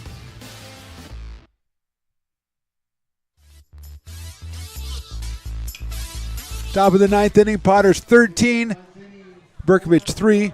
Tyler Kubo will be the first hitter, and he'll face Eric Vassar, the right-hander out of William Jessup. Kubo will be followed by Jackson Short. First pitch is in there for a strike, and then Thomas Wilson, first pitch at 94 from Eric Vassar, who's got it up to 97 so far. Swing and a miss. Kubo came on in the 6th inning and pinch hit for Max Cohen, popped out to shortstop, so he is 0 for 1, 1 for 4 in yesterday's game. That one's fouled out of play, so he stays alive, 0-2 against the right-hander Eric Vassar. Halverson went the first 5, then Marquez 2, Pettis 1. They've given up 8 hits, collectively struck out 8. Just one hit since the 6th inning. Fastball misses outside, 1-2. Marquez especially was impressive. 2 innings pitched, only faced 6 batters, struck out 2. Pettis with 1 inning, gave up a hit, did strike 1 out. Halverson in line to be the winning pitcher in this one. Vassar's pitch is inside, goes all the way back to the screen.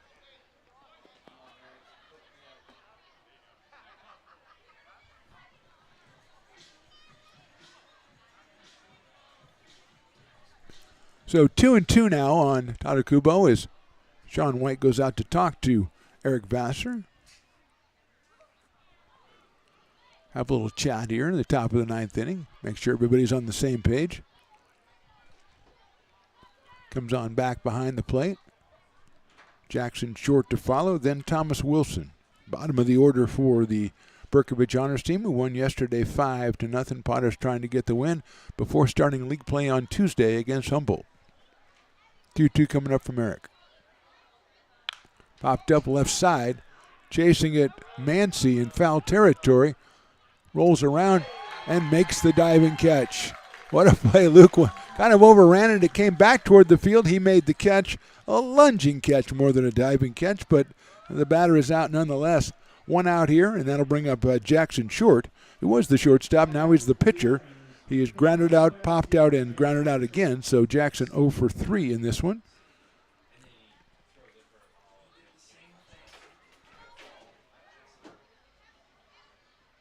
Fastball is on the corner for a strike. 93 from Eric Vassar. Started off his 2nd straight hitter with a strike.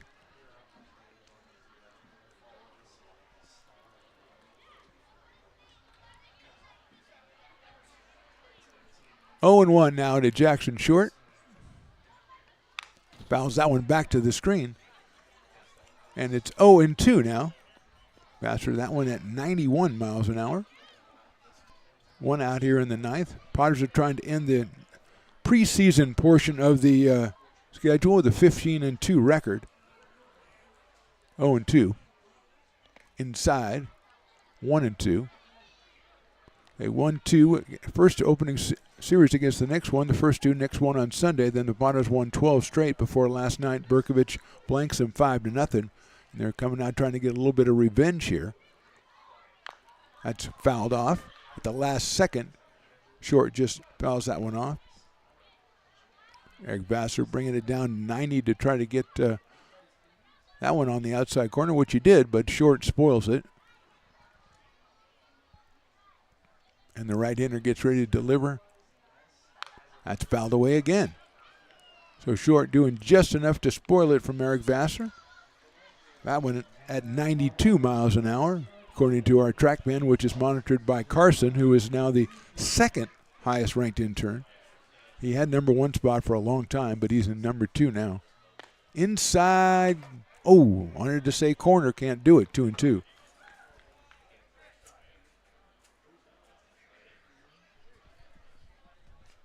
Two balls, 2 strikes, 1 out here in the 9th. Hit down the third baseline, just foul. So Short is very, very tough here, staying alive with a bunch of foul balls with a 2-ball, 2-strike count.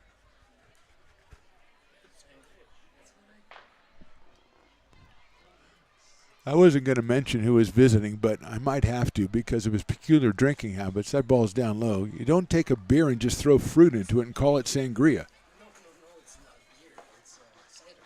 Oh, it's a cider. So it's a cidergria. Oh, that's great. Unnamed person who will be unnamed. Ball 4. Good but bad by Jackson Short. He worked the walk after fouling off a bunch of pitches, and that'll bring up Thomas Wilson, who came on in the 6th inning for Mason Henshaw. He flied to center in his only appearance at the plate. That was against Micah Marquez. So Wilson up here out of Westchester College. Short over at first base.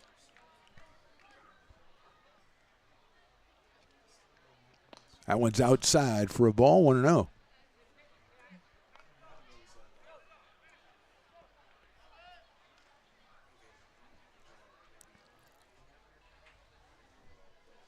1 ball, no strikes.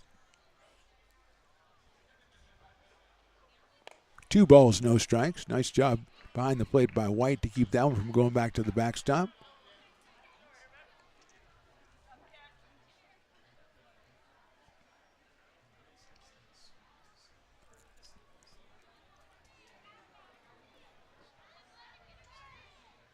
That one right down the middle, 2-1.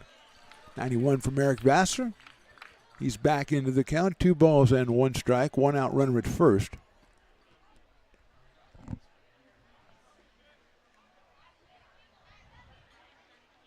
That one just misses outside. 3-1. A little bit low as well. 3 balls, 1 strike. Top of the order, Cameron Murphy is on deck. That one's hit out to right field. Coming on is Pearson. He's still coming on. He makes the dive. Did he make the catch? He did not. It's going to be in there for a single. Great try out there by Pearson in right field, but just not hit far enough for him to get there. And now with 2 on and 1 out, top of the order, Cameron Murphy will be the hitter for Bercovich. Single to walk, a strikeout and a ground out for Cameron Murphy from Chabot College. Great try by Pearson, not enough. And now at first is Wilson, at second is Short. Swing and miss at a fastball from Vassar. Caden Wild on deck. He came on to hit for Tanner Lee back in the 5th inning and took over behind the plate. Cowbells are a-ringing, even at this late date. Swing and miss at another fastball, so quickly 0-2 to Cameron Murphy. That one at 90 from Eric.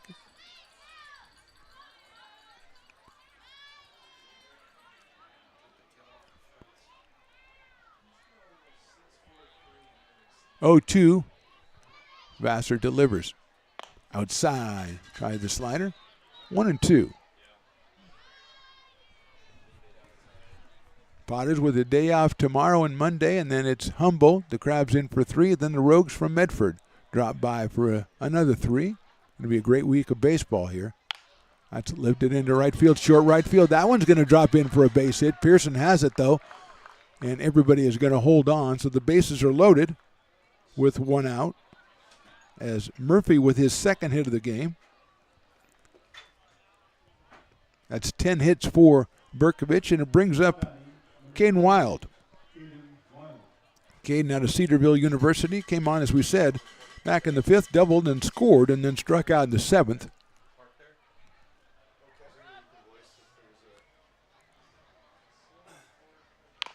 Chopper down to first baseline, foul. Picked off by a nice play by the coach over there. Excellent. Of course, it was a big hop.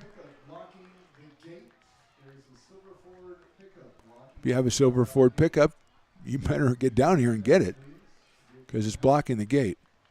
Probably not really put that over the air. I don't think it really matters to people at home. But, you know, just to keep them up to date on what's going on here. All the commotion.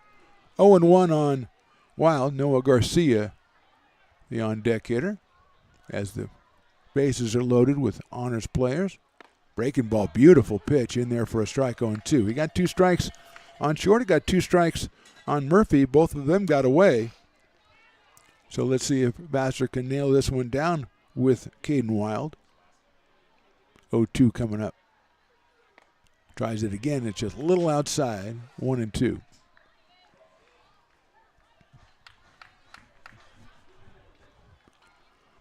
Riley, the engineer who hates Disney, has made it almost all the way through Disney night. Breaking ball outside and low, 2-2. So I commend you, Riley, the engineer. It's mostly Star Wars related, I know that, but still, it's a tough night for you. That has got to be strike 3, and it is. 91 miles an hour right down the middle. 2 outs here in the 9th inning, and that will bring up Noah Garcia, who was flied to center, singled, and grounded to second twice.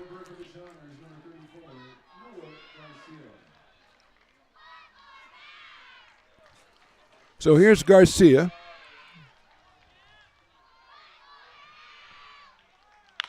Chopper out to second base. Picked up out there by Oster. Takes his time, goes to first, gets him by a step, and that's your ball game. No runs for Bercovich in the ninth. Eric Vassar shuts the door. 4 Potters pitchers do the work for the Lincoln Potters. They get the win after the loss last night. Final score, Potters 13, Bercovich 3. We're back with a little post game right after this on the Stones Radio Networks.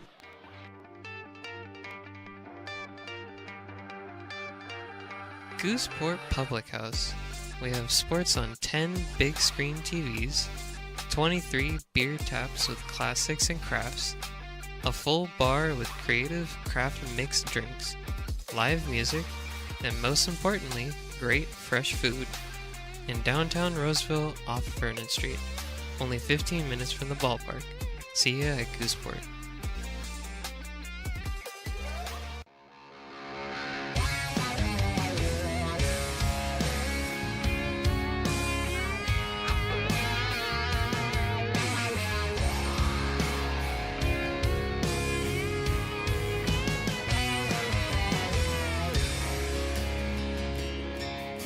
Old man knocked on my front door with my teenage boy and a couple more from up the road. He had them by the collar.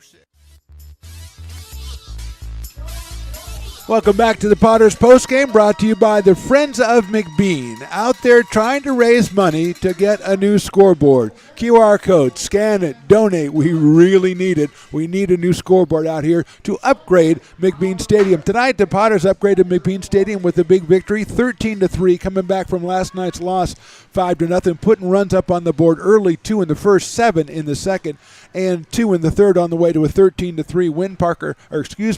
Jackson Halverson gets his third win of the season. Good pitching. He went 5-7 hits, 3 runs. Then Marquez, Pettis, and Vassar came on and went another 4 innings and gave up no runs and struck out 4. So good job by the Potters pitching and good job by the Potters hitting. In fact, our Potters player of the game brought to you by Old Town Pizza, Mr. Sean White, the catcher out of Georgia Southern University. 3 at-bats, 3 runs scored, 3 hits, 3 RBIs. He was on base all 5 times, 3 hits and 2 walks. So Sean White is our player of the game. We've told you about it. We remind you about it once again. No games tonight or tomorrow and Monday. We're back on Tuesday with the first of 6 games in 6 nights. All Pacific Empire League games. The first 3 against the Humboldt Crabs. Then the Medford Rogues come into town. So check LincolnPotters.com for tickets and for information. Again, Potters win this one 13-3 for me. I'm Mark the Phantom Lowe. That's Riley the engineer. Willie Preston's over there. Carson's over there with Jason. There was another guy in here. I don't know his name. Anyway, on behalf of all of us, we thank you very much for watching. We'll see you next time.